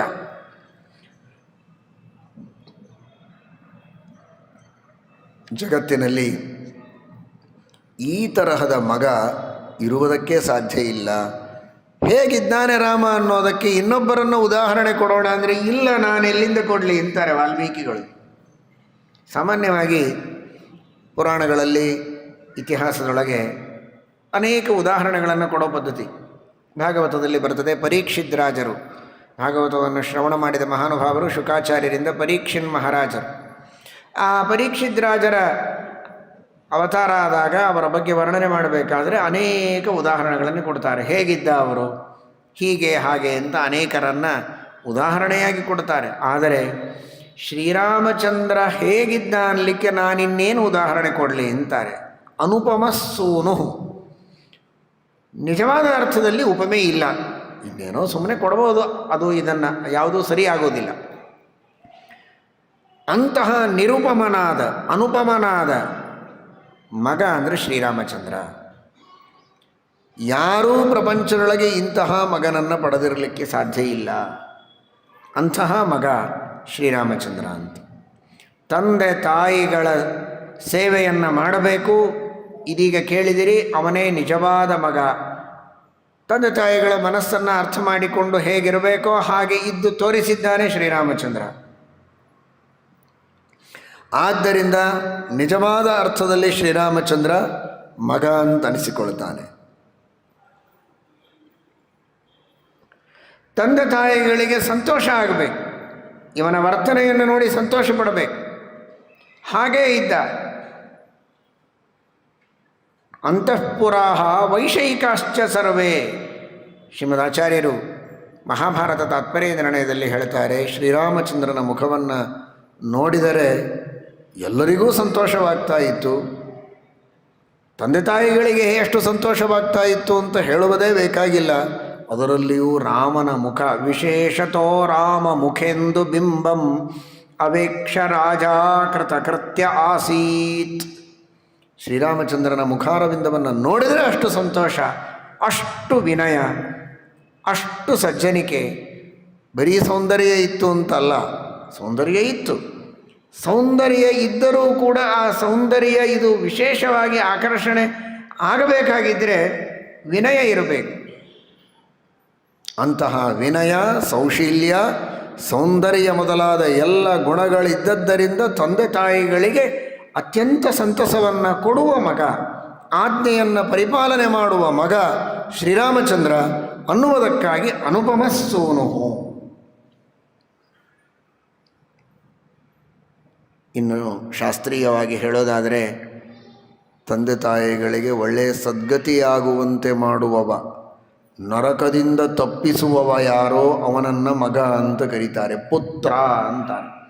ಪುತ್ ಅಂತ ನರಕ, ತ್ರ ಅಂದರೆ ರಕ್ಷಣೆ, ಪುತ್ರ ಅಂದರೆ ನರಕದಿಂದ ರಕ್ಷಣೆ ಮಾಡುವವ. ಪುನ್ನಾಮ ನರಕ ತ್ರಾಯತೆ ಇತಿ ಪುತ್ರ. ಪುತ್ತಂತನ್ನುವ ನರಕದಿಂದ ಮಗನನ್ನು ತಂದೆಯನ್ನು ತನ್ನ ಪೂರ್ವಜರನ್ನು ಉದ್ಧಾರ ಮಾಡುವವನೇ ಯಾರು, ಅವನು ಪುತ್ರ ಅಂತ. ಅಂದರೆ ಒಬ್ಬ ಮನುಷ್ಯ ಧಾರ್ಮಿಕನಾಗಿದ್ದಾನೆ, ಪರಮಾತ್ಮನಲ್ಲಿ ಭಕ್ತಿಯನ್ನು ಮಾಡ್ತಾನೆ, ಪರೋಪಕಾರ ಮಾಡ್ತಾನೆ ಅಂದರೆ ಅವನಿಗೆ ಅದರಿಂದ ಶ್ರೇಯಸ್ಸಾಗತ್ತೆ ಎನ್ನುವುದು ಸರಿ. ಅವನಿಗೆ ಮಾತ್ರ ಅಲ್ಲ, ಅವನ ತಂದೆ ತಾತ ಮುತ್ತಾತ ಎಲ್ಲರಿಗೂ ಶ್ರೇಯಸ್ಸಾಗತ್ತೆ. ಅವರೆಲ್ಲರೇನಾದರೂ ತಪ್ಪು ಮಾಡಿದರೆ, ನರಕ ಆಗುವ ಸಂದರ್ಭ ಇದ್ದರೆ ಈ ಮಗನ ಪುಣ್ಯದಿಂದ ಅವರೂ ಕೂಡ ನರಕದಿಂದ ಉದ್ಧಾರವನ್ನು ಹೊಂದುತ್ತಾರೆ.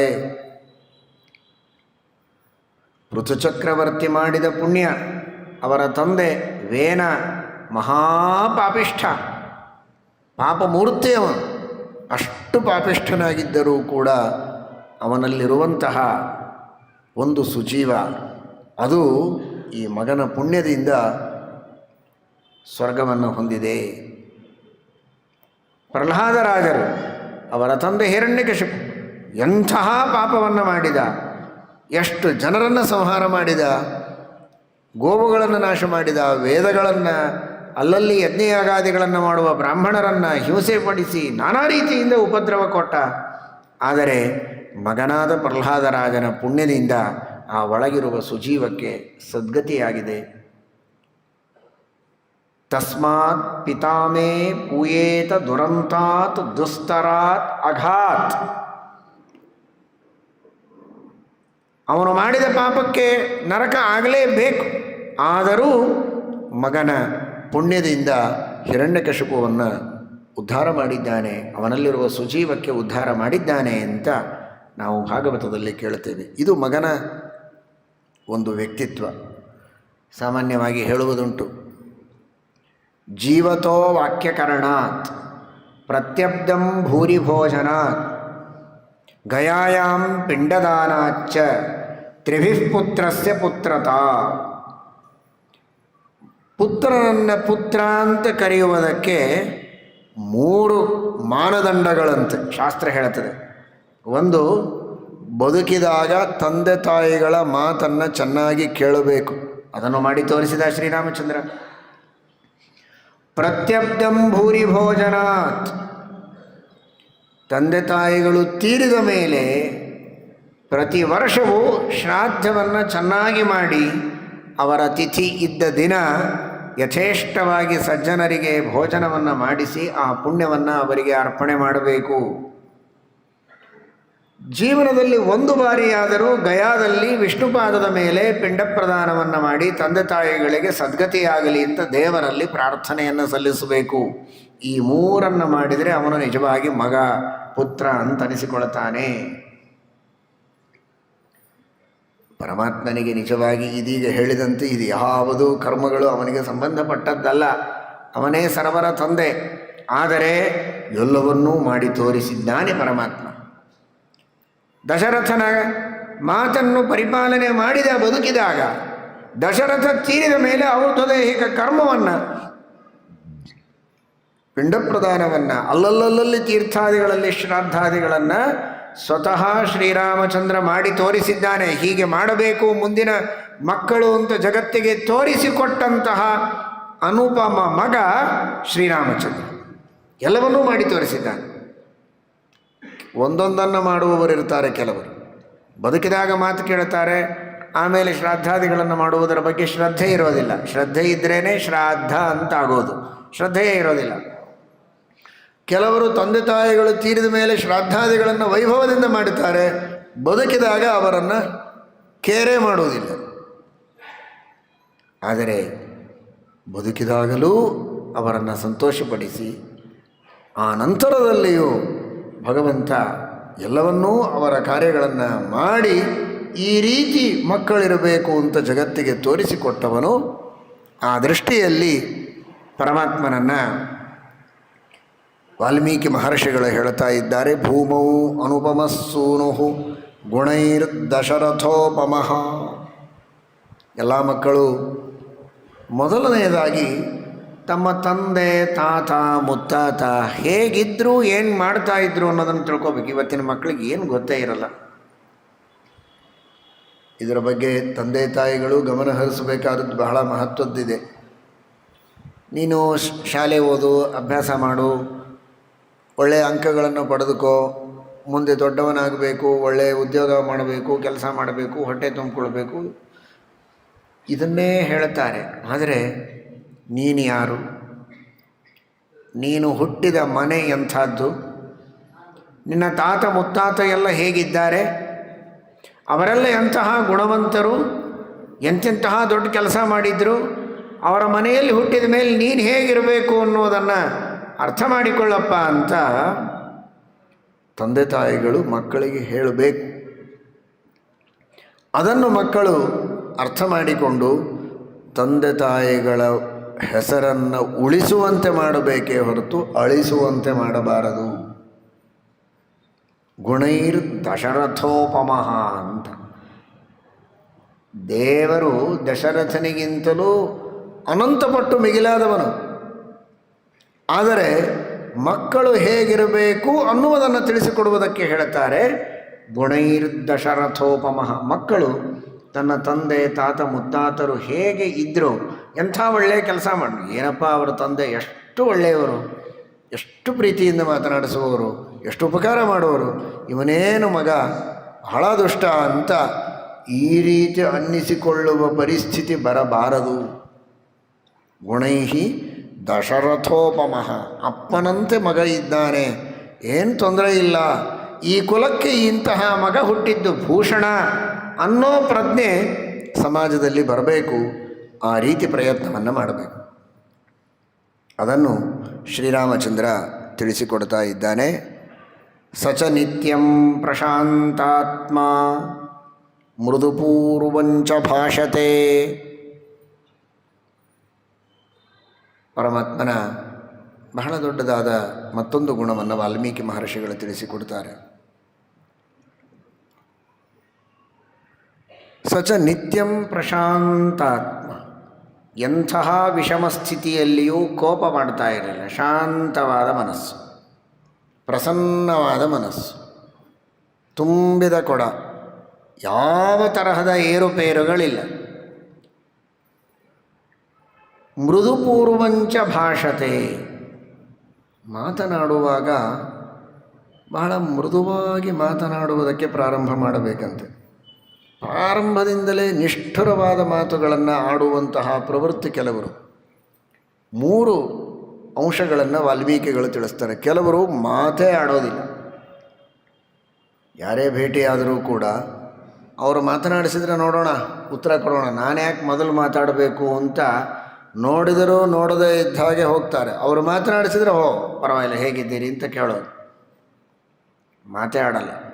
ಇನ್ನು ಕೆಲವರು ಮಾತಾಡಿದರೂ ಕೂಡ ಮಾತನಾಡುವಾಗ ನಿಮ್ಮ ಜೊತೆಗೆ ಮಾತನಾಡೋದರಿಂದ ನನಗೆ ಸಂತೋಷ ಇದೆ ಅಂತ ವ್ಯಕ್ತ ಮಾಡಬೇಕು.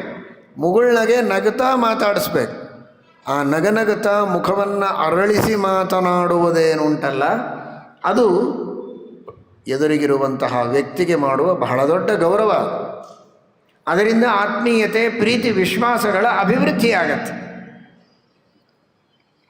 ಗಂಟು ಮುಖ ಹಾಕಿ ಮಾತನಾಡುವುದಲ್ಲ, ಅರಳಿಸಿದ ಕಣ್ಣಿನಿಂದ ಮಾತನಾಡೋದು, ಮುಗುಳ್ನಗೆ ನಗತಾ ಮಾತನಾಡೋದು. ಇನ್ನೊಂದು, ಮಾತನಾಡುವಾಗ ಶಬ್ದಗಳು ನಿಷ್ಠುರವಾಗಿರಬಾರದು. ಈ 3 ಹಂತಗಳು. ಮೊದಲು ಮಾತನಾಡಬೇಕು, ಮೃದುವಾಗಿ ಮಾತನಾಡಬೇಕು, ಮುಗುಳ್ನಗೆ ನಗತಾ ಮಾತನಾಡಬೇಕು ಅಂತ. ಈ 3 ವಾಲ್ಮೀಕಿ ಮಹರ್ಷಿಗಳು ಹಂತ ಹಂತವಾಗಿ ರಾಮದೇವರ ಬಗ್ಗೆ ತಿಳಿಸಿಕೊಡ್ತಾರೆ. ಮೃದುಪೂರ್ವಂಚ ಭಾಷತೆ. ಯಾರ ಜೊತೆಗೆ ಆದರೂ ಮಾತನಾಡಬೇಕಾದರೆ, ನೋಡಪ್ಪ ನಿನಗೆ ಒಳ್ಳೆಯದಾಗತ್ತೆ, ಚೆನ್ನಾಗಿರಬೇಕು, ದೇಶದ ರಕ್ಷಣೆಯನ್ನು ಮಾಡುವುದು ನಿಮ್ಮ ಜವಾಬ್ದಾರಿ, ನೀವೆಲ್ಲ ಧರ್ಮದಿಂದ ಇರಬೇಕು, ನ್ಯಾಯದಿಂದ ಇರಬೇಕು, ವಂಚನೆ ಮಾಡಬಾರದು, ನಿಮಗೆ ಒಪ್ಪಿಸಿದ ಕೆಲಸದಲ್ಲಿ ತಪ್ಪಿಸಿಕೊಳ್ಳಬಾರದು, ಶ್ರದ್ಧೆಯಿಂದ ಕಾರ್ಯವನ್ನು ಮಾಡಬೇಕು. ಹೀಗೆ ಒಳ್ಳೆ ಪ್ರೀತಿಯಿಂದ ಮೊದಲು ತಿಳಿಸಿ ಹೇಳಿ, ಆಮೇಲೂ ಅವರು ಸರಿಯಾಗಿ ಬರದೇ ಇದ್ದರೆ ಸ್ವಲ್ಪ ನಿಷ್ಠುರವಾಗಿ ಹೇಳೋದು. ನಿಷ್ಠುರ ಹೇಳೋದೇ ಇಲ್ಲ ಅಂದರೆ ಆಮೇಲೆ ಪ್ರಜೆಗಳೆಲ್ಲ ರಾಜನ ಆಜ್ಞೆಯನ್ನು ಉಲ್ಲಂಘನೆ ಮಾಡಿ ಅಧರ್ಮ, ಅನ್ಯಾಯ, ಅತ್ಯಾಚಾರಗಳನ್ನು ಮಾಡುವುದಕ್ಕೆ ಪ್ರವೃತ್ತರಾಗ್ತಾರೆ. ನಿಷ್ಠುರತೆಯೂ ಬೇಕು, ಆದರೆ ಮೃದು ಪೂರ್ವಂಚ ಭಾಷತೆ. ಮೊದಲು ಮೃದುವಾಗಿ ಹೇಳ್ತಾನೆ, ತಿಳಿ ಹೇಳ್ತಾನೆ, ಮೃದುವಾದ ಭಾಷೆಯಲ್ಲಿ. ಕೇಳದಿದ್ದರೆ ಸ್ವಲ್ಪ ಗಟ್ಟಿಯಾಗಿ ಹೇಳ್ತಾನೆ. ಅದನ್ನು ಮೀರಿದಾಗ ನಿಷ್ಠುರವಾಗಿ ಶಾಸನವನ್ನು ಮಾಡುವ ರೀತಿಯಲ್ಲಿ ಹೇಳುತ್ತಾನೆ. ಈ ಕ್ರಮದಲ್ಲಿ ಶ್ರೀರಾಮಚಂದ್ರನ ವ್ಯವಹಾರ ಇತ್ತು.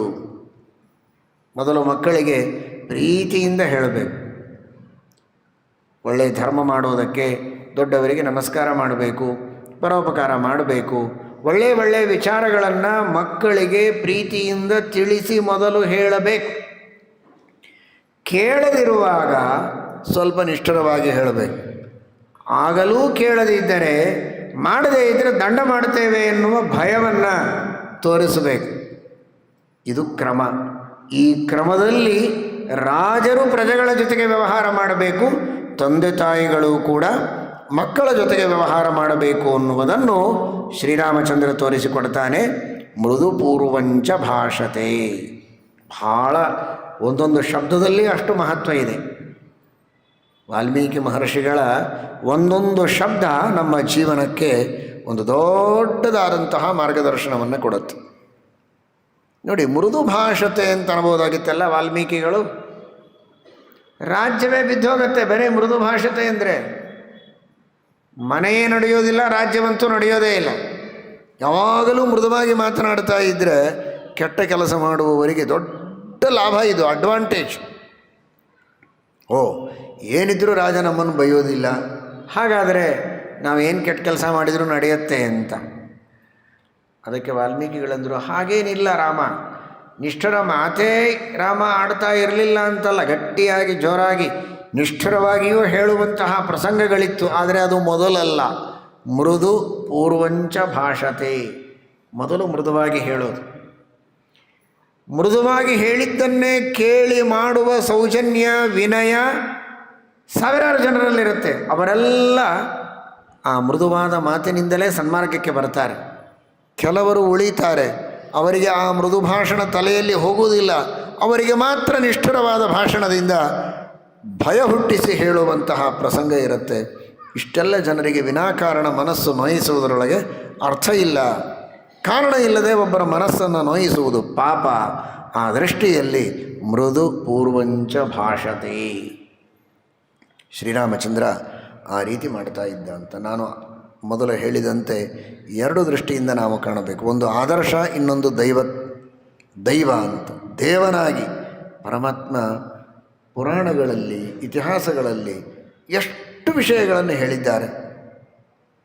ಹೇಗಿರಬೇಕು ಮನುಷ್ಯ, ಯಾವ ರೀತಿ ಇದ್ದರೆ ಸುಖ, ಯಾವ ರೀತಿ ಇದ್ದರೆ ದುಃಖ, ಏನು ಮಾಡಿದರೆ ಪುಣ್ಯ, ಏನು ಮಾಡಿದರೆ ಪಾಪ, ಅಷ್ಟು ತಿಳಿಯಾಗಿ ಮಗುವಿಗೆ ಹೇಳಿದಂತೆ ಇತಿಹಾಸ ಪುರಾಣಗಳು ಹೇಳ್ತವೆ. ಅಂದರೆ ದೇವರು ತಾನೇ ಹೇಳಿದ್ದು ಮೃದು ಪೂರ್ವಂಚ ಭಾಷತೆ. ಭೂಲೋಕದೊಳಗೆ ನಮಗೆಲ್ಲ ಪುರಾಣಗಳು, ಇತಿಹಾಸಗಳೆಲ್ಲ, ಮಹಾಭಾರತ, ರಾಮಾಯಣ, ಭಾಗವತಾದಿಗಳು ಏನು ಹೇಳ್ತವಲ್ಲ, ಇದೆಲ್ಲ ಮೊದಲು ಹೇಳೋದು. ಇಲ್ಲಿ ಹೇಳಿದ್ದನ್ನು ಕೇಳದೆ ನಾವು ನಮ್ಮ ತಲೆಗೆ ಬಂದಂತೆ ಸ್ವಾರ್ಥದ ಜೀವನವನ್ನು ನಡೆಸಿದರೆ ಮೇಲೆ ಹೋದ ಮೇಲೆ ನಿಷ್ಠುರವಾಗಿ ಶಿಕ್ಷೆಯನ್ನು ಕೊಡ್ತಾನೆ ನರಕದಲ್ಲಿ. ಯಾಕೆ ಇಷ್ಟು ನಿಷ್ಠುರ ಶಿಕ್ಷೆಯನ್ನು ಕೊಡ್ತೀಯಪ್ಪ ಅಂತ ದೇವರಿಗೆ ಕೇಳಿದರೆ, ಮೃದುವಾಗಿ ಹೇಳಿದಾಗ ನೀನು ಕೇಳಲಿಲ್ವಲ್ಲ. ಭೂಮಿಯಲ್ಲಿ ಮೃದು ಪೂರ್ವಂಚ ಅಂದರೆ ಇಹಲೋಕದಲ್ಲಿ. ಭೂಲೋಕದಲ್ಲಿ ಗುರುಗಳು, ಪುರಾಣಿಕರು, ಅನೇಕ ಉಪದೇಶ ಮಾಡುವಂತಹ ಸಾಧುಗಳು, ಸಜ್ಜನರು ನಿನಗೆ ಬೇಕಾದಷ್ಟು ಹೇಳಿದಿರಲ್ಲ ಇತಿಹಾಸ ಪುರಾಣಗಳ ಕಥೆಗಳನ್ನು. ಅದು ಯಾರು ಮಾಡಿದ್ದು ಇತಿಹಾಸ ಪುರಾಣಗಳನ್ನು? ನಾನು ತಾನೇ ಮಾಡಿದ್ದು. ಹಾಗಾದರೆ ಒಳ್ಳೆಯ ಮಾತಿನಿಂದ ನಿನಗೆ ಮೊದಲು ಹೇಳಿ ಆಯಿತು, ಕೇಳಲಿಲ್ಲ ಅನ್ನೋದಕ್ಕೆ ಈಗ ನಿನಗೆ ನರಕದ ಶಿಕ್ಷೆಯನ್ನು ಅನುಭವಿಸುವುದು ಅನಿವಾರ್ಯ ಅಂತ ಪರಮಾತ್ಮ ಹೇಳ್ತಾನೆ. ಮೃದು ಪೂರ್ವಂಚ ಭಾಷತೆ. ಎಷ್ಟೋ ಸಲ ನೀವು ಹೇಳ್ತಿರಲ್ಲ, ಯಾವುದೋ ಒಂದು ಪ್ರದೇಶಕ್ಕೆ ನೀವು ಹೋದಾಗ, ನೀವು ಇಲ್ಲಿ ಯಾಕೆ ಬಂದ್ರಿ, ಬರಬಾರ್ದಾಗಿತ್ತು ಅಂದರೆ, ಬರಬಾರದು ಅಂದರೆ ನೀವು ಬೋರ್ಡ್ ಹಾಕಬೇಕು ತಾನೆ. ಇಲ್ಲಿ ಬರುವುದಕ್ಕೆ ಅವಕಾಶ ಇಲ್ಲ, ನೋ ಅಡ್ಮಿಷನ್ ಅಂತ ಹಾಕಬೇಕು. ಹಾಗಾದರೆ ನೀವು ಬೋರ್ಡ್ ಹಾಕಿಲ್ಲ ಅಂದರೆ ನಿಮ್ಮ ತಪ್ಪು ಅಂತ. ಆ ತಪ್ಪು ಎಂದಿಗೂ ದೇವರು ಮಾಡುವುದಿಲ್ಲ. ಮೃದು ಪೂರ್ವಂಚ ಭಾಷತೆ, ಮೃದುವಾಗಿ, ಹಿತವಾಗಿ, ನಯವಾಗಿ, ಅತ್ಯಂತ ಅಕ್ಕರೆಯಿಂದ, ಪ್ರೀತಿಯಿಂದ ಸಕ್ಕರೆಯಂತಹ ನುಡಿಗಳನ್ನು ಪರಮಾತ್ಮ ಇಲ್ಲಿ ಹೇಳ್ತಾನೆ. ಹೇಳಿದಾಗಲೂ ನಾವು ಕೇಳದಿದ್ದಾಗ ಮಾತ್ರ ತನ್ನ ಉಗ್ರ ರೂಪವನ್ನು ತೋರಿಸ್ತಾನೆ. ದಾಸರು ಹಾಡಿದ್ದಾರೆ, ಯಮನೆಲ್ಲಿಯೂ ಕಾಣನೆಂದು ಹೇಳಬೇಡ, ಯಮನೆ ಶ್ರೀ ರಾಮಚಂದ್ರ ಸಂದೇಹ ಬೇಡ ಅಂತ. ನೋಡಿ, ಅತ್ಯಂತ ಮೃದು ಅಂತ ಇಲ್ಲಿ ಹೇಳ್ತಾರೆ. ದಾಸರಂತಾರೆ ಯಮ ಅಂತಾರೆ ರಾಮನನ್ನು. ಅಂದರೆ ಯಮನಂತೆ ಉಗ್ರನಾಗಿ ತಪ್ಪು ಮಾಡಿದಾಗ ಶಾಸನ ಮಾಡುವುದಕ್ಕೂ ಗಟ್ಟಿಯಾಗ್ತಾನೆ ಶ್ರೀರಾಮಚಂದ್ರ. ಆದ್ದರಿಂದ ಶ್ರೀರಾಮಚಂದ್ರ ಒಂದು ಕೈಯಲ್ಲಿ ಜ್ಞಾನಮುದ್ರೆಯನ್ನೂ ತೋರಿಸ್ತಾನೆ, ಒಂದು ಕೈಯಲ್ಲಿ ಧನುಸ್ಸನ್ನು ಹಿಡಿದುಕೊಂಡಿದ್ದಾನೆ. ಜ್ಞಾನಮುದ್ರೆ ಬಾಣ ಎರಡೂ ಇರುತ್ತೆ, ಇನ್ನೊಂದು ಕಡೆಗೆ ಧನುಸ್ಸಿರುತ್ತೆ. ಅಂದರೆ ಒಳ್ಳೆ ತಿಳುವಳಿಕೆಯನ್ನೂ ಕೊಡುತ್ತಾನೆ. ಮೃದು ಪೂರ್ವಂಚ ಭಾಷತೆ ಅನ್ನುವ ಅರ್ಥದಲ್ಲಿ ರಾಮದೇವರ ಪ್ರತಿಮೆಯಲ್ಲಿ ಜ್ಞಾನಮುದ್ರೆ ಇರ್ತದೆ. ಜೊತೆಗೆ ತಪ್ಪು ಮಾಡಿದರೆ ಧನುರ್ಬಾಣಗಳಿಂದ, ಅರ್ಥಾತ್ ನಾನಾ ವಿಧವಾದ ಸಂಕಟಗಳನ್ನು ಕೊಟ್ಟು ಇನ್ನೊಮ್ಮೆ ತಪ್ಪು ಮಾಡಬಾರದು ಅನ್ನುವಂತಹ ಎಚ್ಚರಿಕೆಯನ್ನು ಕೊಡುವುದಕ್ಕೂ ಗಟ್ಟಿಯಾಗಿದ್ದಾನೆ ಶ್ರೀರಾಮಚಂದ್ರ ಅನ್ನುವುದನ್ನು ಮರೆಯಬಾರದು. ಈ ಎಲ್ಲ ಹಿನ್ನೆಲೆಯಲ್ಲಿ ವಾಲ್ಮೀಕಿಗಳು ಮೃದು ಪೂರ್ವಂಚ ಭಾಷತೆ, ಆ ಪೂರ್ವಂ ಎಂಬ ಶಬ್ದವನ್ನು ಬಳಸ್ತಾರೆ. ಅಂತಹ ಅದ್ಭುತವಾದ ವ್ಯಕ್ತಿತ್ವ. ಉಚ್ಯಮಾನೋಪಿ ಪರುಷಂ ನೋತ್ತರಂ ಪ್ರತಿಪದ್ಯತೆ. ಕೆಲವು ಸಂದರ್ಭಗಳಲ್ಲಿ ಪ್ರಜೆಗಳು ದುಃಖದಲ್ಲಿರ್ತಾರೆ, ಏನೋ ನಿಷ್ಠುರವಾದ ಮಾತುಗಳನ್ನು ಆಡ್ತಾರೆ. ನಾನಿಷ್ಟು ಕಷ್ಟಪಡ್ತಾ ಇದ್ದೇನೆ, ನೀನೇನು ಮಾಡ್ತಾ ಇದ್ದೆ ರಾಜನಾಗಿದ್ದು, ಯಾಕಿರಬೇಕು, ಏನೇನೋ ಅಂತಾರೆ ಪ್ರಜೆಗಳು. ಕಷ್ಟದಲ್ಲಿದ್ದಾಗ, ದುಃಖದಲ್ಲಿದ್ದಾಗ ಏನು ಮಾತಾಡ್ತಾರೆ ಅಂತ ಅವರಿಗೆ ಗೊತ್ತಾಗುವುದಿಲ್ಲ. ಶ್ರೀಮದ್ ಆನಂದ ತೀರ್ಥ ಭಗವತ್ಪಾದಾಚಾರ್ಯರು ಶ್ರೀಮದ್ ಭಾಗವತ ತಾತ್ಪರ್ಯ ಅಂತ ಭಾಗವತ ತಾತ್ಪರ್ಯ ನಿರ್ಣಯ ಗ್ರಂಥದಲ್ಲಿ ಹೇಳ್ತಾರೆ, ಸಂತಾಪ ಕ್ರೋಧ ರಾಗಾದಿಶ್ವನರ್ಥ ವಾಕ್ ಕ್ವಚಿತ್ ಭವೇ. ಮನುಷ್ಯನಿಗೆ ಬಹಳ ಸಂತಾಪವಾದಾಗ, ಕ್ರೋಧ ಆದಾಗ ಏನೇನೋ ಮಾತಾಡ್ತಾನೆ.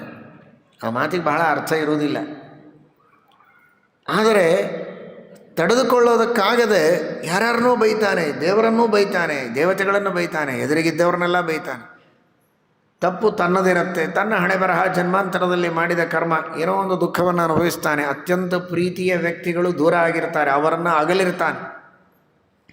ಇವನನ್ನು ಅಗಲಿ ಅವರು ಹೋಗಿರ್ತಾರೆ. ಆ ದುಃಖದೊಳಗೆ ಯಾರನ್ನೋ ಬೈತಾನೆ. ಯಾಕೆ ದೇವರು ಹೀಗೆ ಮಾಡಬೇಕಾಗಿತ್ತು, ದೇವರಿಗೆ ಕಣ್ಣೇ ಇಲ್ಲ, ಬಹಳ ಅನ್ಯಾಯ ಮಾಡಿಬಿಟ್ಟ, ಹಾಗೆ ಹೀಗೆ ಅಂತ.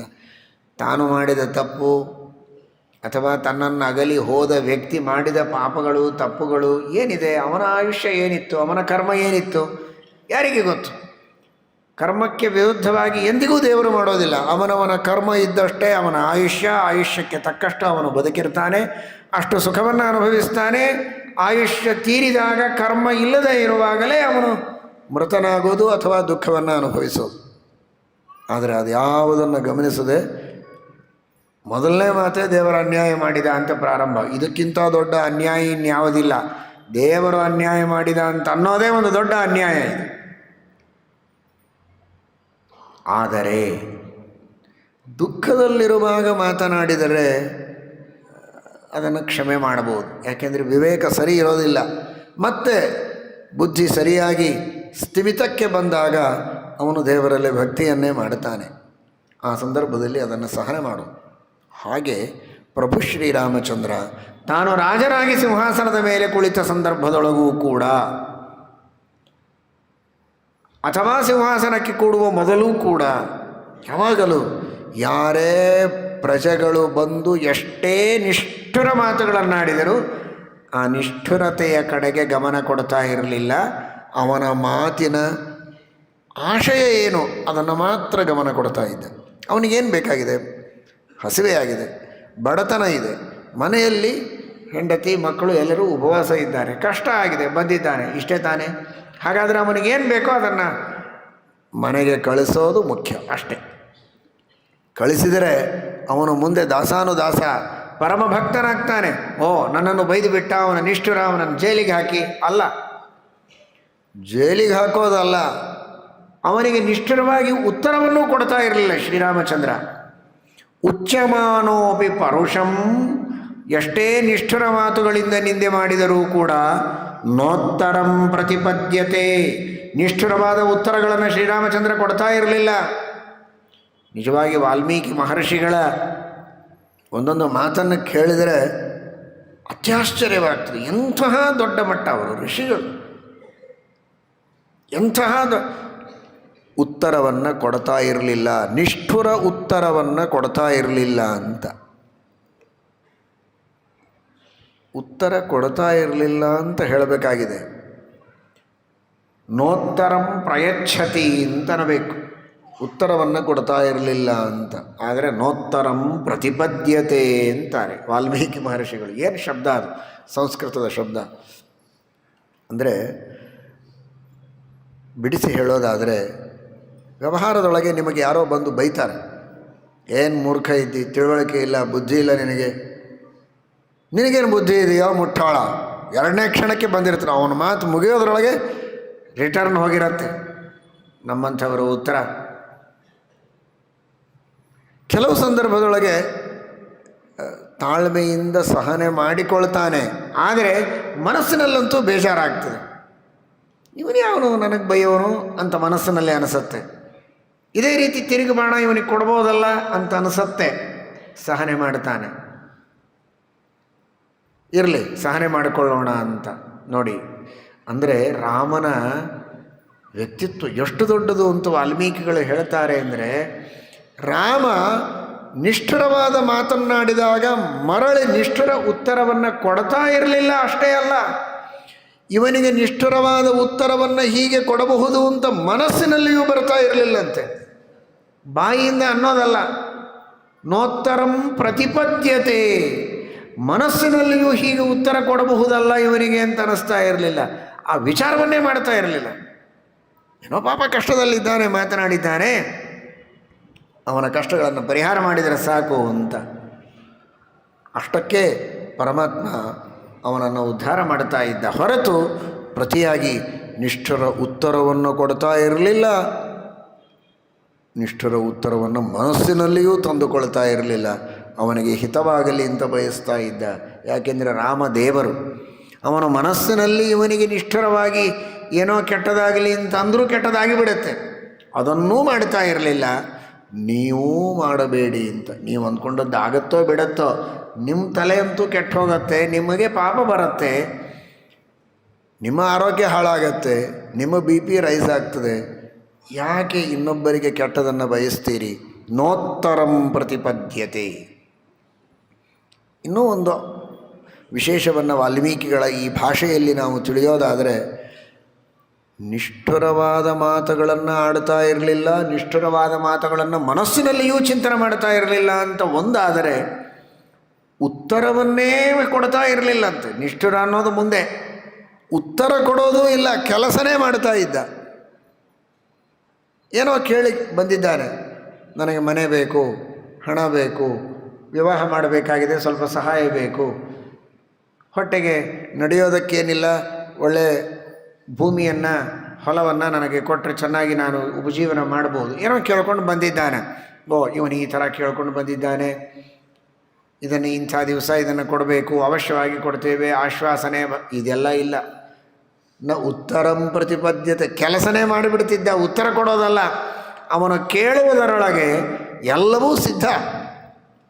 ನಿನ್ನೆ ಕಥೆ ಕೇಳಿದರೆ ಹಾಗೆ ದುರ್ವಾಸರು ಅಡಿಗೆ ಬೇಕು, ಒಳ್ಳೆ ರುಚಿಯಾದ ಪವಿತ್ರವಾದ ಶುದ್ಧವಾದಂತಹ ಶ್ರೇಷ್ಠವಾದ ಅನ್ನ ಬೇಕು ಅಂತ ಕೇಳಿದ ಮೇಲೆ ಮಾಡಿಕೊಡಬಾರದಂತೆ ಅವರಿಗೆ.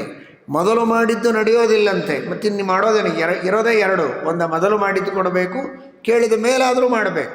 ಇದೆರಡೂ ಇಲ್ಲ ಅಂದರೆ ಮೂರನೇದು ಯಾವುದು ಅಂತ, ಅದು ನಮ್ಮ ದೃಷ್ಟಿಯಲ್ಲಿ ಯಾವುದಿಲ್ಲ, ದೇವರಿಗೆ ಉಂಟು. ಅದೇನು ಅಂದರೆ ಅವನು ಕೇಳುವುದರೊಳಗೆ ಕೊಡ್ತಾ ಇದ್ದ. ಅದು ಮೊದಲು ಅಲ್ಲ, ಆಮೇಲೂ ಅಲ್ಲ, ಅವನು ಕೇಳಿ ಮುಗಿಸುವುದರೊಳಗೆ ಅವರ ಬಾಯಿಯಲ್ಲಿ ಅನ್ನ ಇರ್ತಾ ಇತ್ತು. ಇದು ಶ್ರೀರಾಮಚಂದ್ರನ ಅದ್ಭುತವಾದ ವ್ಯಕ್ತಿತ್ವ. ಹೀಗಾಗಿ ಉತ್ತರಂ ಪ್ರತಿಪದ್ಯತೆ, ಉತ್ತರ ಕೊಡೋ ವಿಚಾರಣೆ ಮಾಡ್ತಾ ಇರಲಿಲ್ಲ, ಅವನು ಕೆಲಸನೇ ಮಾಡ್ತಾ ಇದ್ದ. ಇಂತಹ ಅದ್ಭುತವಾದ ರಾಜ್ಯವನ್ನು ನಡೆಸಿದವನು ಶ್ರೀರಾಮಚಂದ್ರ. ವ್ಯಕ್ತಿ ತಾನು ತನ್ನ ಯೋಗ್ಯತೆಗೆ ತಕ್ಕಂತೆ ತನ್ನ ಮನೆಯಲ್ಲಿ, ತನ್ನ ಸಮಾಜದಲ್ಲಿ, ತನ್ನ ಅಧಿಕಾರದ ವ್ಯಾಪ್ತಿಯಲ್ಲಿ ಯಾವ ಕಾರ್ಯವನ್ನು ಮಾಡುವುದಕ್ಕೆ ತನಗೆ ಶಕ್ತಿ ಇದೆ, ಅರ್ಹತೆ ಇದೆ, ಅನುಕೂಲತೆ ಇದೆ, ಅವಕಾಶಗಳಿವೆ, ಅದನ್ನು ಮಾಡಬೇಕೇ ಹೊರತು ಕೇವಲ ಅದನ್ನು ನುಡಿಯಬಾರದು, ನಿಷ್ಠುರವಾದ ಉತ್ತರಗಳನ್ನಂತೂ ಕೊಡಲೇಬಾರದು ಅನ್ನುವ ಆದರ್ಶವನ್ನು ವಾಲ್ಮೀಕಿ ಮಹರ್ಷಿಗಳು ಬಹಳ ಗಂಭೀರವಾದ ಭಾಷೆಯಲ್ಲಿ ನಮಗೆ ಉಪದೇಶ ಮಾಡಿ ಬಹಳ ದೊಡ್ಡ ಅನುಗ್ರಹವನ್ನು ಮಾಡಿದ್ದಾರೆ. ಅಂತಹ ಆದರ್ಶಗಳನ್ನು ಅಳವಡಿಸಿಕೊಳ್ಳುವ ಪ್ರಯತ್ನವನ್ನು ಮಾಡೋಣ.